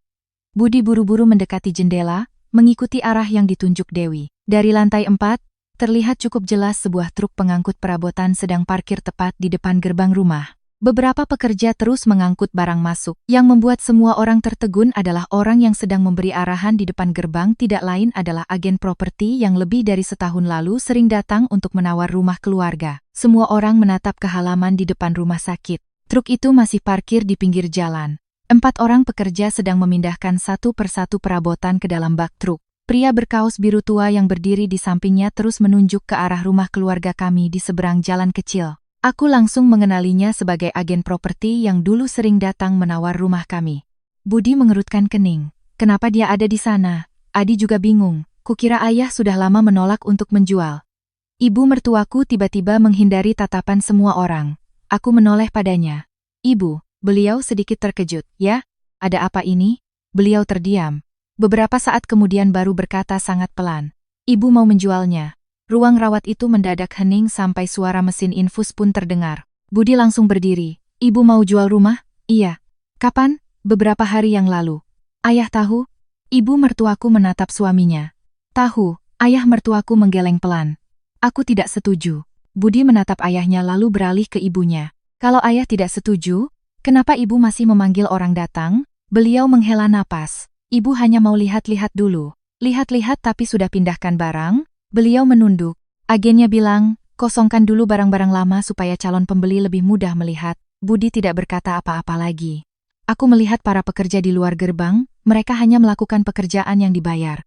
Tidak ada yang tahu apa yang sedang terjadi di dalam rumah itu. Beberapa menit kemudian, agen properti itu masuk ke ruang rawat. Pria berusia sekitar 50 tahun, kurus, membawa map di tangannya. Begitu melihat seluruh keluarga ada di sana, dia sedikit terkejut. Maaf, saya tidak tahu semua ada di sini. Ibu mertuaku berdiri, Anda pulang saja dulu. Beliau menggeleng, Ibu, hari ini kita janji tanda tangan surat tanda jadi. Budi tertegun. Tanda jadi? Agen itu bingung. Loh, Ibu belum bilang pada anak-anak? Ibu mertuaku buru-buru memotong, lain kali saja. Pria itu masih belum mengerti situasinya, tapi pihak pembeli sudah transfer uang booking. Suasana di ruangan itu langsung membeku. Budi menatap ibunya, Ibu sudah terima uang booking? Beliau mengatupkan bibirnya. Berapa? 50 juta. Adi juga berdiri. Ibu kan hanya apa? Beliau duduk di kursi, suaranya lelah. Ibu mau jual rumah ini untuk apa? Untuk biaya pengobatan ayah. Semua terdiam. Itu adalah jawaban yang tidak disangka-sangka. Aku menatap ibu mertuaku lama. Di kepalaku terlintas buku tabungan senilai lebih dari 2 miliar rupiah. Aku bertanya pelan, tapi ibu kan masih punya tabungan. Beliau mengangkat kepala. Tidak cukup, kenapa? Ayah tidak mengizinkan ibu memakainya. Ruangan kembali hening. Ayah mertuaku menghela napas pelan. Aku tidak melarang. Lalu, aku bilang, gunakan untuk hal yang benar. Ibu mertuaku tersenyum sedih. Ayah takut aku menghabiskannya. Beliau menggeleng. Aku takut. Kamu gegabah. Agen properti yang melihat situasi tegang berinisiatif angkat bicara. Kalau begitu, saya permisi dulu. Budi mengangguk. Maaf Pak, boleh saya tahu satu hal? Silakan. Rumah itu ditawar berapa? Lebih dari 6 miliar. Uang booking 50 juta? Betul. Sudah tanda tangan kontrak? Belum. Baru perjanjian booking saja. Budi menghela napas lega.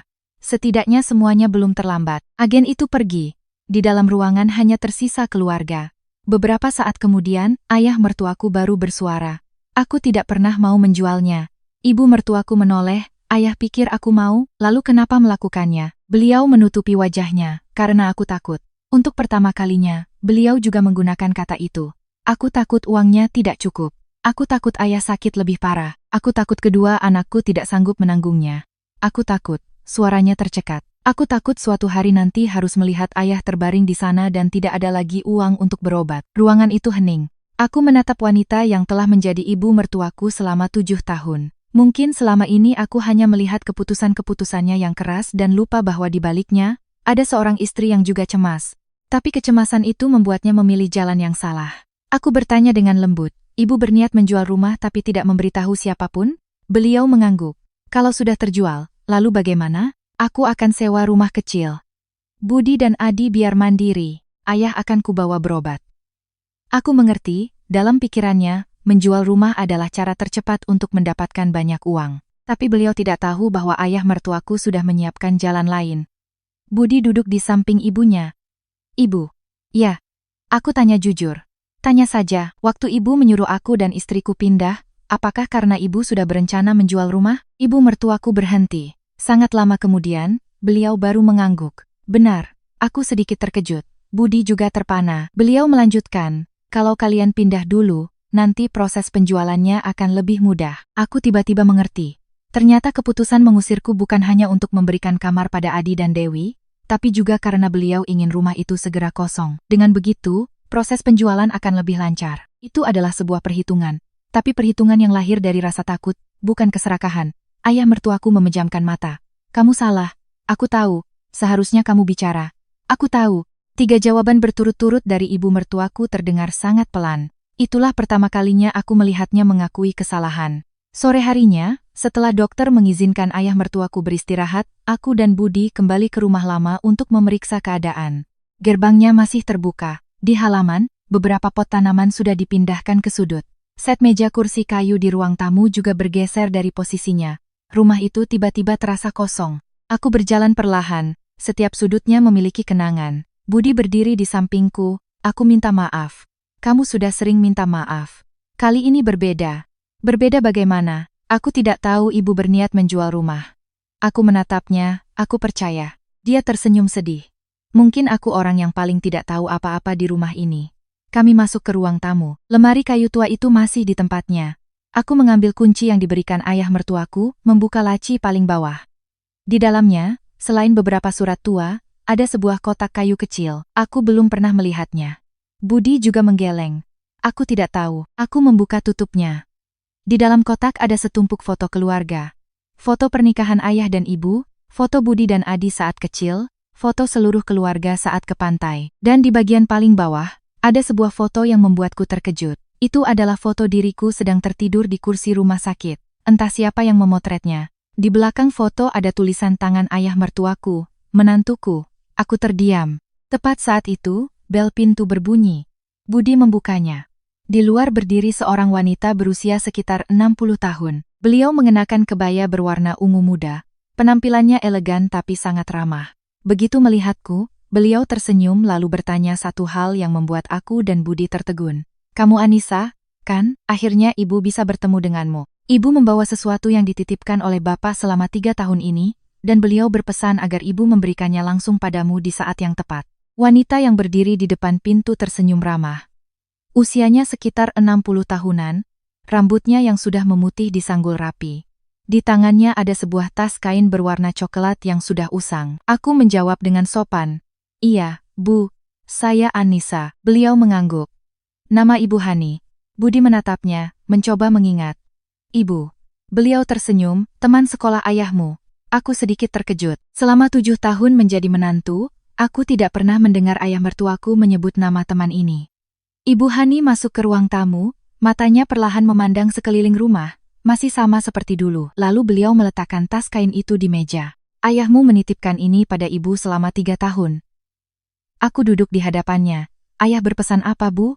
Beliau membuka tas itu, di dalamnya ada sebuah buku tabungan lama yang sudah ditutup, beberapa amplop, dan sebuah kotak logam kecil. Semua ini milik Bapak. Budi mengerutkan kening. Ayah tidak pernah cerita. Beliau tidak ingin ada yang tahu. Ibu Hani mengeluarkan selembar surat.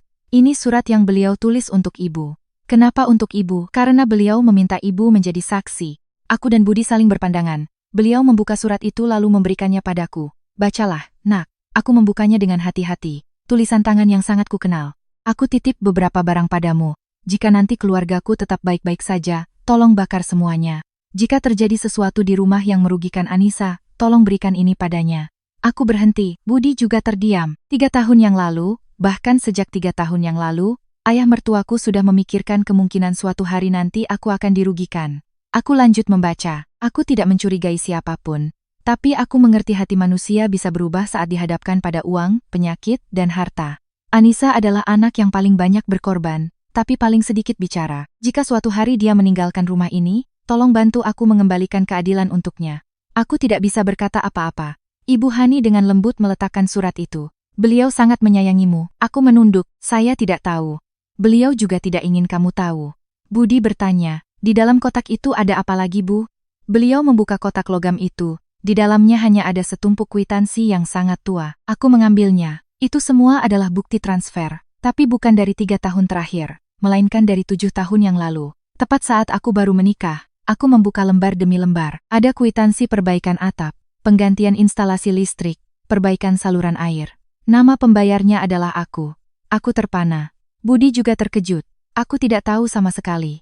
Aku tersenyum tipis. Waktu itu atap rumah kita bocor.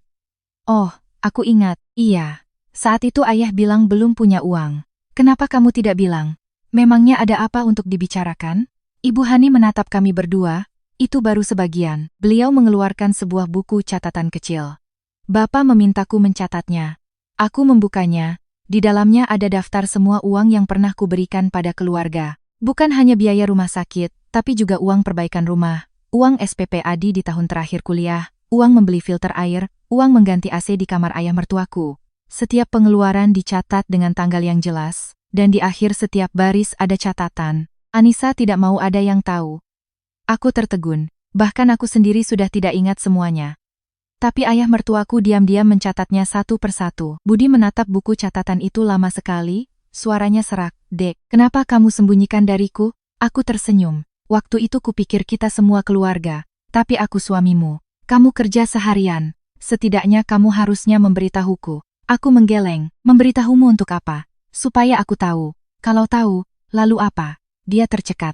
Benar juga, kalau dia tahu, mungkin dia hanya akan menyuruhku untuk tidak boros atau merasa bersalah, tapi tidak akan mengubah apapun. Tepat saat itu, ponsel Budi berdering. Ternyata Adi. Begitu dia menjawab, raut wajahnya langsung berubah. Apa katamu? Tunggu aku. Budi menutup telepon. Ada apa? Dia menatapku. Ibu sudah sadar. Bagus dong. Ibu menanyakanmu. Kenapa? Beliau bilang ingin segera bertemu denganmu. Kami segera kembali ke rumah sakit. Begitu masuk ke kamar, ayah mertuaku tersenyum. Sudah pulang, nak? Iya, ayah. Beliau melihat tas kain di tanganku. Ibu Hani sudah memberikannya? Sudah. Ya. Beliau mengangguk. Bagus. Aku menarik kursi untuk duduk di sampingnya. Ayah menyiapkan semua ini sejak kapan? Beliau menatap langit-langit. Sejak dokter bilang penyakitku parah. Ayah kira tidak akan selamat. Beliau tersenyum. Semua orang pasti berpikir begitu. Kenapa ayah tidak bilang padaku? Nanti kamu sedih. Aku memegang tangannya. Ayah melakukan terlalu banyak. Beliau menggeleng pelan. Belum cukup. Sudah cukup. Beliau menatap Budi. Nah, iya, ayah. Buka laci itu. Budi membuka laci di samping tempat tidur. Di dalamnya ada sebuah amplop putih. Beliau menyuruhku membukanya. Di dalamnya ada sertifikat hak milik tanah. Tapi bukan rumah yang kami tempati, melainkan sebidang tanah lain di pinggir kota. Aku terkejut, Ayah, tanah warisan kakek. Ayah belum menjual semuanya? Beliau tersenyum. Masih ada sebagian. Kamu tidak tahu, ibumu juga tidak. Budi juga tertegun. Untuk apa Ayah simpan? Beliau menatapku. Untukmu. Aku langsung menggeleng. Saya tidak bisa terima. Dengarkan Ayah, ini bukan pemberian. Lalu apa? Ini pengganti. Aku bingung. Pengganti apa? Beliau menatap lurus ke mataku. 8 tahun. 8 tahun kamu meninggalkan pekerjaan yang bagus. Aku berhenti. Budi menoleh menatapku. Kamu berhenti kerja, tidak lama setelah menikah dengan Budi, aku diterima di sebuah perusahaan asing untuk posisi manajer dengan gaji yang sangat tinggi. Tapi pekerjaannya mengharuskanku pindah ke Surabaya. Tepat saat itu, ayah mertuaku mulai sakit. Budi tidak bisa berhenti kerja. Ibu mertuaku juga sudah tua. Aku menolak kesempatan itu, dan tidak pernah mengungkitnya lagi. Ayah mertuaku berkata perlahan, Ayah tahu. Ayah tidak mau kamu kehilangan segalanya. Aku tersenyum sambil menangis. Saya tidak pernah menyesal. Beliau menggenggam tanganku erat. Tapi ayah menyesal. Tepat saat itu, pintu kamar rawat terbuka. Seorang pria berjas hitam masuk. Usianya sekitar 50 tahunan. Berkacamata. Membawa sebuah map dokumen. Begitu melihat ayah mertuaku, beliau langsung membungkuk hormat. Pak Trong. Ayah mertuaku tersenyum. Anda sudah datang. Pria itu menoleh pada seluruh keluarga lalu berkata perlahan. Saya pengacara pribadi Pak Trong. Sesuai permintaan beliau, hari ini saya datang untuk membacakan surat wasiat yang telah dibuat secara sah lebih dari 2 tahun yang lalu. Isinya berkaitan langsung dengan semua orang di keluarga ini. Pria berjas hitam itu meletakkan map dokumennya di meja kecil samping tempat tidur. Beliau mengeluarkan sebuah dokumen yang disegel dengan rapi. Suasana di ruang rawat mendadak menjadi tegang, bahkan suara monitor detak jantung pun terdengar lebih jelas dari biasanya. Pengacara itu menatap ayah mertuaku, Pak Trong, apakah Anda yakin ingin membacakannya sekarang? Ayah mertuaku tersenyum, saya yakin. Anda masih punya hak untuk mengubahnya. Saya tidak akan mengubahnya. Pengacara itu mengangguk pelan. Beliau menoleh pada semua orang. Perkenalkan, saya pengacara Ming. Saya telah membantu Pak Trong dalam urusan hukum selama lebih dari 10 tahun. Budi mengangguk sopan. Selamat sore Pak. Pengacara Ming membuka dokumen itu. Sebelum saya baca, saya ingin jelaskan satu hal. Ini bukan surat pembagian warisan seperti yang mungkin Anda pikirkan. Semua orang mendengarkan dengan saksama. Pak Trong membuat surat wasiat ini saat kesehatannya memburuk. Namun, di dalamnya ada banyak ketentuan yang baru berlaku setelah beliau meninggal. Saat ini, beliau ingin mengumumkan beberapa keinginannya untuk menghindari kesalahpahaman di keluarga. Beliau menatap ayah mertuaku, benar begitu? Ayah mertuaku mengangguk, benar. Pengacara membuka halaman pertama. Keinginan pertama, beliau membaca perlahan. Seluruh uang di rekening tabungan dan sisa tanah hanya boleh digunakan untuk pengobatan saya dan untuk menafkahi istri saya. Tidak seorang pun boleh menggunakan uang ini untuk investasi, jual beli, atau dibagi-bagi. Ibu mertuaku menunduk pelan. Adi juga terdiam. Pengacara lanjut membaca. Keinginan kedua, selama saya masih hidup, semua keputusan terkait rumah yang sekarang harus mendapat persetujuan tertulis dari saya pribadi. Budi menatap ibunya, beliau tidak berkata apa-apa. Pengacara melanjutkan, jika saya sudah tiada, penjualan atau kepemilikan rumah harus disetujui oleh kedua anak laki-laki saya. Sampai di sini, beliau menutup dokumen sejenak. Ada lampiran khusus. Beliau mengeluarkan selembar kertas lain. Bagian ini Pak Trong minta diumumkan di hadapan seluruh keluarga. Ayah mertuaku menatapku, tatapannya masih selembut biasanya. Pengacara mulai membaca. Saya tahu Anissa tidak akan menerima apapun jika saya bilang itu untuknya. Aku menunduk, benar, aku akan menolaknya. Saya juga tahu dia selalu berpikir dirinya orang luar. Mendengar ini, tenggorokanku tercekat. Selama 7 tahun menjadi menantu, aku tidak pernah berani berpikir punya hak untuk menuntut apapun. Saya ingin tegaskan di hadapan semua orang, apa yang telah Anissa lakukan untuk keluarga ini bukanlah kewajiban, melainkan sebuah pengabdian. Seluruh ruangan hening, pengacara lanjut membaca.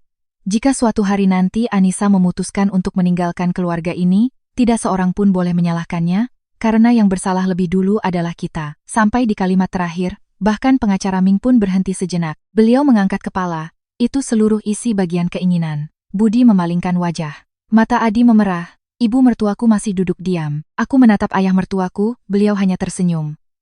Setelah pengacara Ming menyimpan dokumennya, beliau menambahkan, ada satu hal lagi.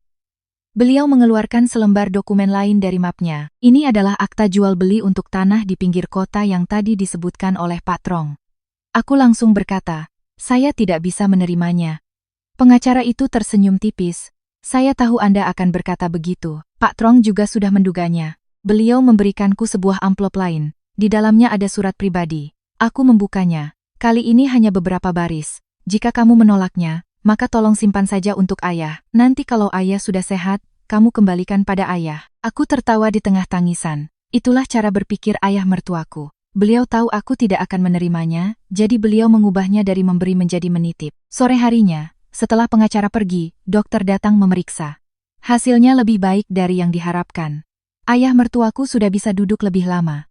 Beliau menatap seluruh keluarga. Ayah mau pulang. Dokter tersenyum. Mau sih mau, tapi masih harus diobservasi beberapa hari lagi. Ayah mertuaku pun mengangguk pasrah. Saat dokter pergi, ibu mertuaku tiba-tiba berdiri. Beliau berjalan ke hadapanku. Anissa. Iya bu, ibu mau bicara. Baik, keluar sebentar dengan ibu. Aku mengikutinya ke koridor. Sore hari, sinar matahari menembus jendela kaca. Kami berdua berdiri berdampingan tapi tidak ada yang bicara lebih dulu. Beberapa saat kemudian, ibu mertuaku baru bersuara. Ibu minta maaf. Aku menoleh padanya. Itulah pertama kalinya dalam 7 tahun beliau mengucapkan 3 kata itu padaku. Sejak kamu jadi menantu, ibu selalu berpikir kamu kuat, kamu bisa melakukan segalanya. Kamu tidak pernah mengeluh. Ibu terbiasa dengan itu. Beliau menyeka sudut matanya, terbiasa sampai ibu menganggap pengorbananmu sebagai hal yang wajar. Aku diam. Ibu salah. Sejak kamu pergi, ibu baru sadar betapa banyak yang hilang di rumah ini. Bukan uang, tapi kamu. Aku menghela napas pelan. Bu. Ya? Saya tidak pernah marah karena uang. Ibu tahu. Saya hanya sedih. Sedih kenapa? Saat ibu mengusir saya, tidak ada satupun yang bertanya, apakah saya sudah punya tempat tinggal, apakah saya punya cukup uang, atau apakah saya sudah makan. Suaraku sangat pelan, tapi setiap katanya menusuk hati orang di hadapanku. Ibu mertuaku menangis. Maafkan ibu, nak. Aku tidak berkata apa-apa lagi. Beberapa saat kemudian beliau baru memegang tanganku. Beliau ragu-ragu, kalau ibu memintamu pulang, apakah kamu mau? Aku menatap halaman rumah sakit, angin sepoi-sepoi berhembus. Saya belum tahu. Beliau mengangguk pelan. Benar, ibu tidak punya hak memaksa. Pikirkanlah dulu. Malam itu aku kembali ke apartemen kecilku untuk mengambil beberapa pakaian. Begitu membuka pintu, aku melihat sebuah amplop putih di lantai. Tidak ada nama pengirim, hanya namaku. Aku mengambilnya. Di dalamnya ada sebuah USB dan secarik kertas. Tulisannya sangat asing. Kalau mau tahu kebenaran tentang hari saat ibu mertuamu mengusirmu, dengarkan rekaman di USB ini. Kamu akan tahu bahwa hari itu bukan hanya dia yang membuat keputusan. Aku terdiam membeku. Budi baru saja masuk di belakangku. Dia melihat USB di tanganku. Ada apa? Aku memberikan kertas itu padanya tanpa kata. Dia selesai membacanya, wajahnya langsung pucat. Tidak mungkin. Aku menggenggam erat USB itu. Jika pesan ini benar, maka selama ini kami semua mungkin hanya mengetahui separuh kebenaran tentang hari saat aku diusir dari rumah itu. Aku menatap lekat USB di telapak tanganku. Benda kecil yang bisa tertutup hanya dengan genggaman ringan, tapi membuat jantungku berdebar kencang. Budi yang berdiri di sampingku juga tidak melepaskan pandangannya. Dia yang pertama bicara. Mau didengarkan sekarang? Aku terdiam beberapa detik. Jika di dalam USB itu benar-benar ada rekaman, maka semua yang kami ketahui selama ini bisa berubah total. Tapi aku juga sadar, ada kebenaran yang sekali terbuka, tidak akan bisa ditutup kembali. Aku mengangguk pelan. Iya, Budi segera mengambil laptop yang ada di meja kerja di apartemen. Dia mencolokkan USB itu, di layar hanya muncul satu file rekaman. Namanya sangat sederhana. Tanggal 15. Itu adalah hari saat ibu mertuaku mengusirku. Budi menatapku. Aku buka ya. Aku menarik napas dalam-dalam. Iya. Dia mengklik mouse. Beberapa detik pertama hanya suara gemerisik. Lalu suara ibu mertuaku terdengar sangat jelas. Sudah kubilang, Anissa sebaiknya pindah. Aku memejamkan mata. Benar, itu suara hari itu. Tepat setelahnya, terdengar suara seorang pria. Bukan Budi, bukan ayah mertuaku, bukan juga Adi. Suaranya lebih berat, lebih asing. Saya rasa ibu harus cepat memutuskan. Aku dan Budi saling pandang, alisnya berkerut. Aku tidak kenal suara ini. Rekaman berlanjut. Ibu mertuaku bertanya, kalau saya lakukan itu, apa pihak pembeli pasti akan mempertahankan harganya? Pria itu menjawab, tentu saja, Tapi anak itu kan keluarga. Ibu jangan sampai luluh, semakin lama semakin sulit dijual. Aku duduk terdiam. Ternyata rencana penjualan rumah itu benar-benar sudah disiapkan. Tapi yang membuatku terkejut adalah pria itu sepertinya bukan agen properti, melainkan orang yang lebih akrab. Tiba-tiba suara lain terdengar. Itu Adi. Bu, menurutku ini tidak benar. Ibu mertuaku langsung menjawab, kamu tidak mengerti. Kalau kakak iparmu tahu bagaimana? Tidak perlu tahu. Ibu sudah memutuskan. Sampai di sini, rekaman berhenti sekitar 10 detik, lalu berlanjut. Kali ini pria itu berbicara lebih pelan. Ibu bilang saja untuk memberikan kamar pada Adi dan istrinya. Jangan singgung soal jual rumah. Dengan begitu dia akan lebih cepat pergi. Aku mengepalkan kedua tanganku. Budi tanpa sadar berdiri. Siapa itu? Tepat saat itu, rekaman berakhir. Tidak ada informasi tambahan, hanya beberapa detik hening. Budi memutarnya berulang kali. Kami mencoba mendengarkan dengan saksama, tapi suara pria itu tetap terdengar asing. Dia tidak mengenalinya, aku juga tidak. Tepat saat itu ponsel Budi berdering.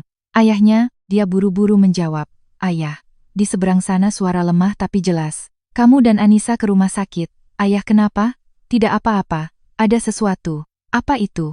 Ayah ingat sesuatu. Budi menatapku. Kami segera ke sana. 20 menit kemudian, kami tiba di rumah sakit. Ayah mertuaku sedang duduk bersandar di kepala tempat tidur. Wajahnya lebih baik dari kemarin. Melihatku masuk, beliau tersenyum. Sudah datang, nak. Iya, ayah. Beliau melihat sekeliling, tutup pintunya. Budi menurut. Di dalam kamar hanya ada aku, Budi, dan ayah mertuaku. Beliau menatapku lama. Apakah kamu menerima USB? Aku terkejut. Ayah tahu? Beliau mengangguk. Ayah tebak siapa yang mengirimnya. Beliau terdiam lalu berkata perlahan, mungkin ayah tahu. Aku penasaran, siapa, ayah? Beliau tidak langsung menjawab. Sebaliknya, beliau bertanya, sudah didengarkan semua? Sudah, ayah. Kamu percaya? Aku berpikir sejenak, saya percaya rekamannya asli, tapi saya tidak tahu siapa pria itu. Beliau mengangguk, benar. Ayah tahu. Beliau memandang keluar jendela. Hari itu ayah tidak tidur. Aku dan Budi sama-sama tertegun. Ayah dengar semuanya? Hampir semua. Kenapa ayah tidak mencegahnya? Aku mau keluar tapi, beliau menghela napas. Aku pingsan. Aku teringat. Benar hari itu ayah mertuaku tiba-tiba lebih lemas dari biasanya. Saat itu semua orang mengira karena tekanan darah, tidak disangka terjadi tepat pada saat itu. Beliau melanjutkan, aku hanya mendengar beberapa kalimat. Ayah dengar pria itu bicara apa? Beliau memejamkan mata. Aku kenal suaranya. Aku menahan napas. Siapa? Beliau menatap Budi. Kamu masih ingat Paman Fong? Budi tertegun. Paman Fong, teman ayah? Beliau mengangguk. Benar. Budi menoleh padaku. Beliau itu agen properti. Aku langsung teringat. Lebih dari 2 tahun lalu, ada seorang pria yang sering datang ke rumah untuk berbincang dengan ayah mertuaku. Aku hanya bertemu beberapa kali, tidak banyak bicara. Itulah Paman Fong. Ayah mertuaku berkata perlahan. Belakangan ayah baru tahu dia agen properti, tapi beliau berhenti. Ayah tidak menyangka dia akan berkata seperti itu. Budi mengerutkan kening. Di mana dia sekarang? Sudah lama aku tidak bertemu dengannya. Ayah mertuaku menggeleng. Ibumu juga tidak. Tepat saat itu, pintu kamar terbuka. Ibu mertuaku masuk. Melihat kami bertiga ada di sana, beliau sedikit terkejut. Ada apa? Ayah mertuaku menatap istrinya. Iya. Di mana Fong? Mendengar nama itu, wajah ibu mertuaku langsung berubah. Aku melihatnya dengan sangat jelas. Beliau menggenggam erat tali tasnya, sebersit kegugupan muncul di matanya. Ayah mertuaku bertanya lagi, aku tanya, di mana Fong? Beliau menunduk, sudah beberapa bulan aku tidak bertemu dengannya. Benarkah? Benar. Sejak urusan jual tanah itu. Oh, aku tidak percaya. Ibu mertuaku duduk. Beberapa saat kemudian baru berkata, dia ada menelepon. Untuk apa? Menyuruh jual rumah sekalian. Kamu setuju? Aku belum setuju. Lalu kenapa masih didengarkan? Beliau menunduk. Karena saat itu aku sedang bingung. Ruangan kembali hening. Ayah mertuaku memejamkan mata. Aku mengerti. Mengerti apa? Siapa yang mengirim USB itu? Bukan Fong. Aku terkejut. Lalu siapa? Beliau menatapku, orang yang ingin menyelamatkan keluarga kita. Belum sempat aku bertanya lebih lanjut tiba-tiba terdengar perdebatan keras dari koridor. Anda tidak boleh masuk. Minggir. Pintu kamar rawat tiba-tiba didorong dengan keras. Seorang pria berusia sekitar 60 tahun masuk dengan wajah tegang. Begitu melihatnya, ayah mertuaku langsung berubah raut. Beliau mencoba duduk tegak, suaranya serak. Fong, akhirnya kamu datang juga. Pintu kamar rawat masih sedikit bergetar setelah didorong dengan keras. Pria yang berdiri di ambang pintu terengah-engah, rambutnya yang mulai memutih sedikit acak-acakan, wajahnya menunjukkan kelelahan setelah perjalanan jauh. Di tangannya ada sebuah tas kulit yang sudah usang. Begitu melihat ayah mertuaku, langkahnya terhenti. Dua pria yang pernah bersahabat selama bertahun-tahun itu hanya saling menatap dalam diam, tidak ada yang memulai pembicaraan. Akhirnya, Paman Fong menunduk pelan. Trong, aku datang terlambat. Ayah mertuaku menatap sahabatnya lama, suaranya serak tapi tenang. Kamu tetap datang. Budi berdiri melindungi di depan tempat tidur ayahnya. Paman Fong, pria itu menoleh. Budi, saya mau bertanya. Ya, apakah Paman yang menyarankan ibu saya untuk mengusir istri saya dari rumah? Suasana di ruangan itu langsung membeku. Paman Fong memejamkan mata sejenak lalu mengangguk perlahan. Benar, hanya satu kata itu yang membuat semua orang terdiam. Budi mengepalkan kedua tangannya. Kenapa? Paman Fong tidak langsung menjawab. Beliau menarik kursi di dekat pintu dan duduk. Biar saya jelaskan semuanya. Tidak ada yang memotong. Beliau menatap ayah mertuaku. Aku minta maaf. Ayah mertuaku mengangguk pelan. Bicaralah. Paman Fong menoleh pada ibu mertuaku. Ibu. Beliau menunduk. Saya di sini. Saya bersalah pada ibu. Jangan berkata begitu. Tidak. Beliau menggeleng. Kalau hari itu saya tidak muncul, semua tidak akan jadi begini. Aku diam-diam mendengarkan. Hatiku masih penuh keraguan. Beliau menarik napas dalam-dalam. 3 tahun lalu, saat Trong sakit parah, saya orang pertama di luar keluarga yang tahu. Ayah mertuaku membenarkan, benar. Saat itu dokter bilang biaya pengobatannya akan sangat mahal. Saya tahu keluarga akan tertekan. Saya bekerja di bidang properti, jadi pikiran saya sederhana, jual tanah, dapat uang, berobat. Beliau tersenyum sedih. Saya kira saya sedang membantu. Budi bertanya. Lalu bagaimana dengan urusan mengusir Anissa? Paman Fong menunduk. Itu kesalahan terbesar saya. Beliau menoleh menatapku. Anissa, iya. Paman benar-benar minta maaf. Aku tidak menjawab. Beliau melanjutkan. Hari itu, ibumu menelepon Paman. Beliau bilang rumah semakin sesak dan sedang ada rencana untuk dijual. Beliau khawatir kamu tidak akan mau pindah. Saya mengatakan sesuatu. Beliau berhenti. Paman bilang apa? Beliau memejamkan mata. Saya bilang, kalau terlalu lunak, tidak akan berhasil. Lebih baik biarkan dia marah sebentar. Setelah semuanya selesai, baru dibicarakan lagi. Ruangan itu hening. Aku memejamkan mata. Benar. Kalimat itu. Sama persis seperti di rekaman. Paman Fong melanjutkan. Tapi saya sama sekali tidak tahu. Kalau kamu yang membayar biaya rumah sakit. Tidak tahu kalau kamu sudah banyak berkorban. Kalau saya tahu, saya tidak akan pernah mengatakan hal itu. Budi menatapnya. Sejak kapan Paman tahu semua ini? Malam saat Trong masuk UGD, ibumu menelepon saya sambil menangis. Baru saat itu saya tahu kebenarannya. Beliau menoleh pada ibu mertuaku. Saya bilang pada ibu untuk jujur, tapi beliau tidak punya keberanian. Ibu mertuaku menangis. Aku tahu aku salah. Aku tidak berani menghadapi Anissa. Aku masih diam. Di kepalaku terus terbayang hari saat aku menyeret koper keluar gerbang. Hari itu, jika saja ada satu orang yang menahanku, mungkin ceritanya akan berbeda. Paman Fong mengeluarkan sebuah amplop dari tasnya. Beliau meletakkannya di meja. USB itu saya yang kirim. Aku sedikit terkejut. Paman? Beliau mengangguk.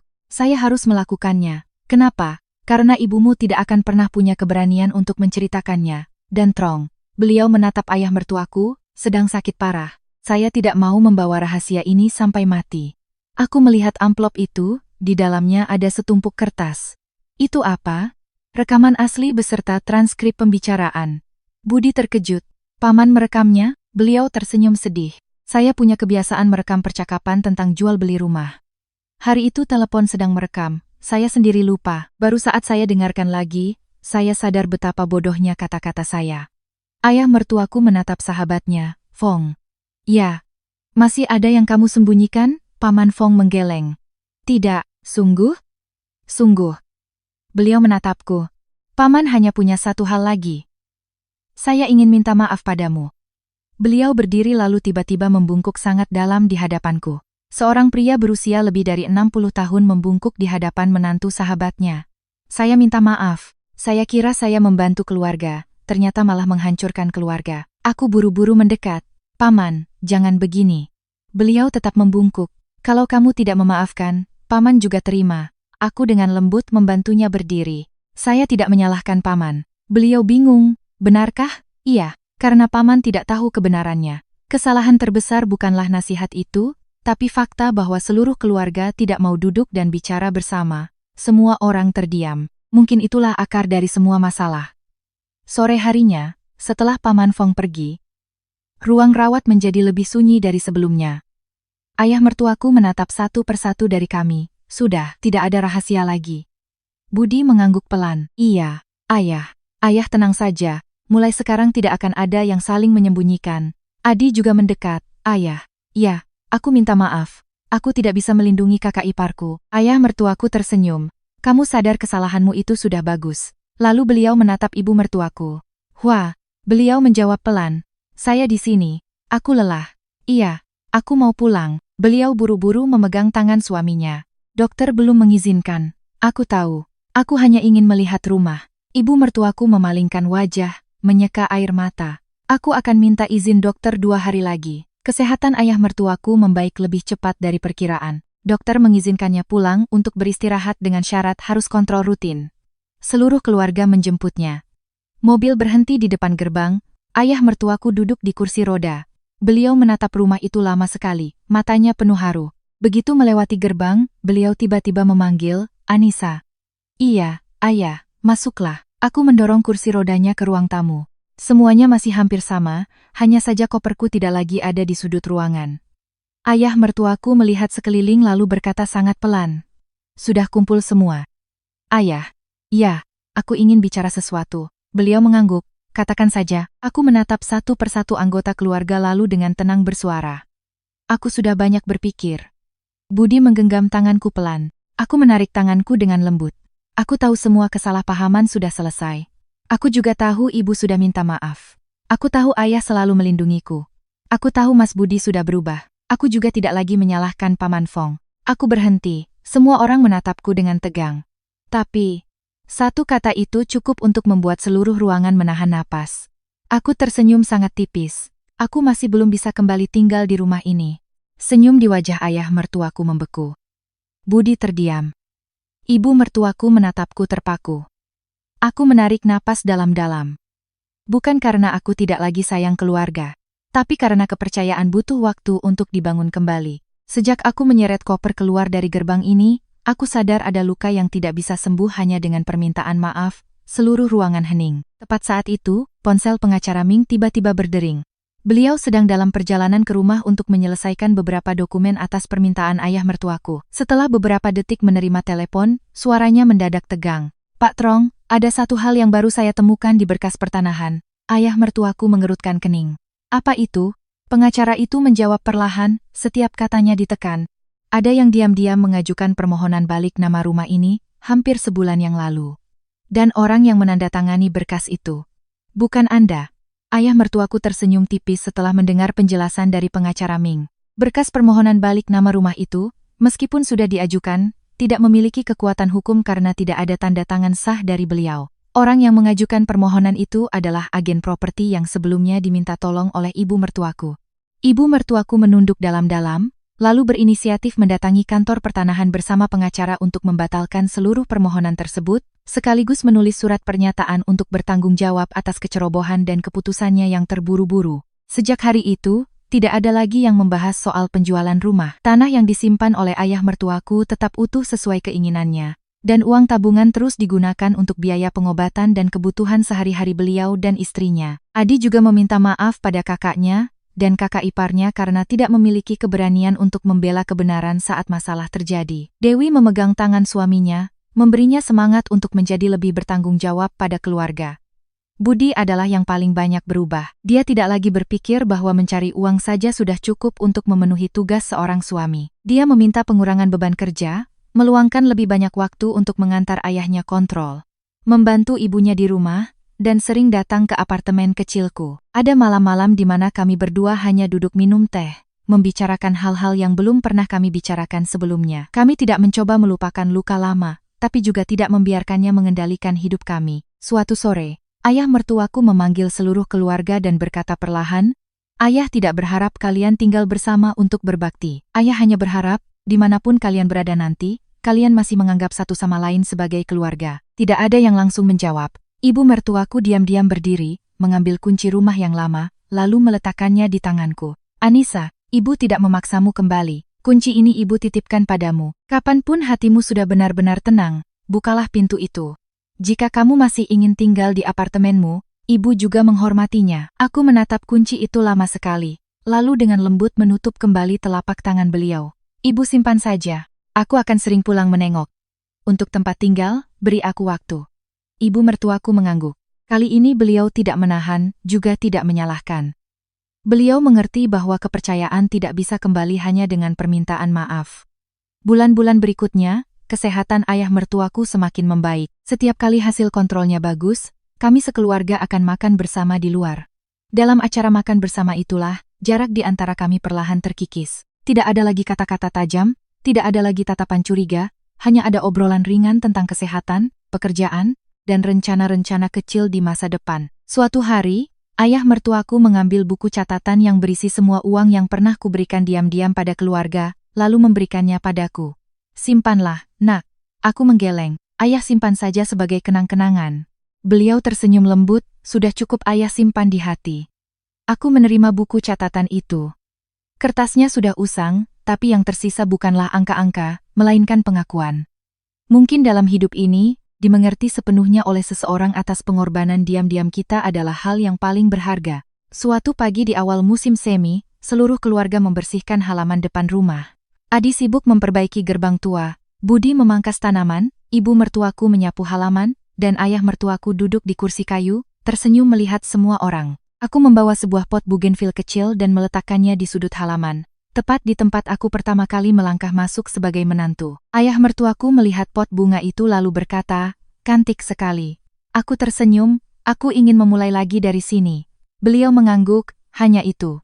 Seluruh keluarga tertawa. Kalimat yang sangat ringan, tapi semua orang mengerti itulah yang beliau harapkan selama ini. Ibu mertuaku menatapku, matanya memerah. "Anissa." "Iya, Bu." "Terima kasih, nak." Aku tersenyum, hanya 3 kata. Beliau menggenggam tanganku erat, tidak perlu ada kata-kata lagi. Hari itu, saat seluruh keluarga berkumpul di meja makan, ayah mertuaku mengangkat cangkir tehnya sebagai tanda syukur. Beliau berkata bahwa pada akhirnya manusia akan sadar. Rumah itu berharga bukan karena luas atau sempit, kaya atau miskin, tapi karena setelah melewati segalanya, masih ada orang yang mau duduk bersama. Budi mengambilkan sepotong ikan untukku lalu tersenyum. "Mulai sekarang, aku yang cuci piring." Adi langsung menyahut, "Mas janji di depan semua orang ya. Jangan ingkar janji." Ibu mertuaku tertawa. "Kalau begitu, biar ibu yang jadi wasitnya." Tawa memenuhi rumah, tidak lagi canggung seperti dulu, melainkan ringan dan hangat seperti sebuah keluarga yang telah melewati badai. Aku menatap pot bougainville di teras yang bergetar pelan ditiup angin. Segalanya telah berakhir. Tidak ada yang sempurna, tapi semua orang telah belajar untuk mengakui kesalahan, memperbaikinya, dan lebih menghargai satu sama lain. Ada luka yang tidak bisa hilang, tapi waktu, ketulusan, dan tindakan nyata telah membantunya menjadi kenangan, bukan lagi rasa sakit. Bapak, Ibu, Mas, dan Mbak sekalian, cerita ini sampai di sini. Terima kasih telah meluangkan waktu untuk menyimak. Jika cerita ini meninggalkan sedikit perenungan atau emosi di hati Anda, silakan bagikan di kolom komentar. Setiap masukan adalah sumber semangat yang besar bagi kami untuk terus menyajikan cerita-cerita yang dekat dan bermakna.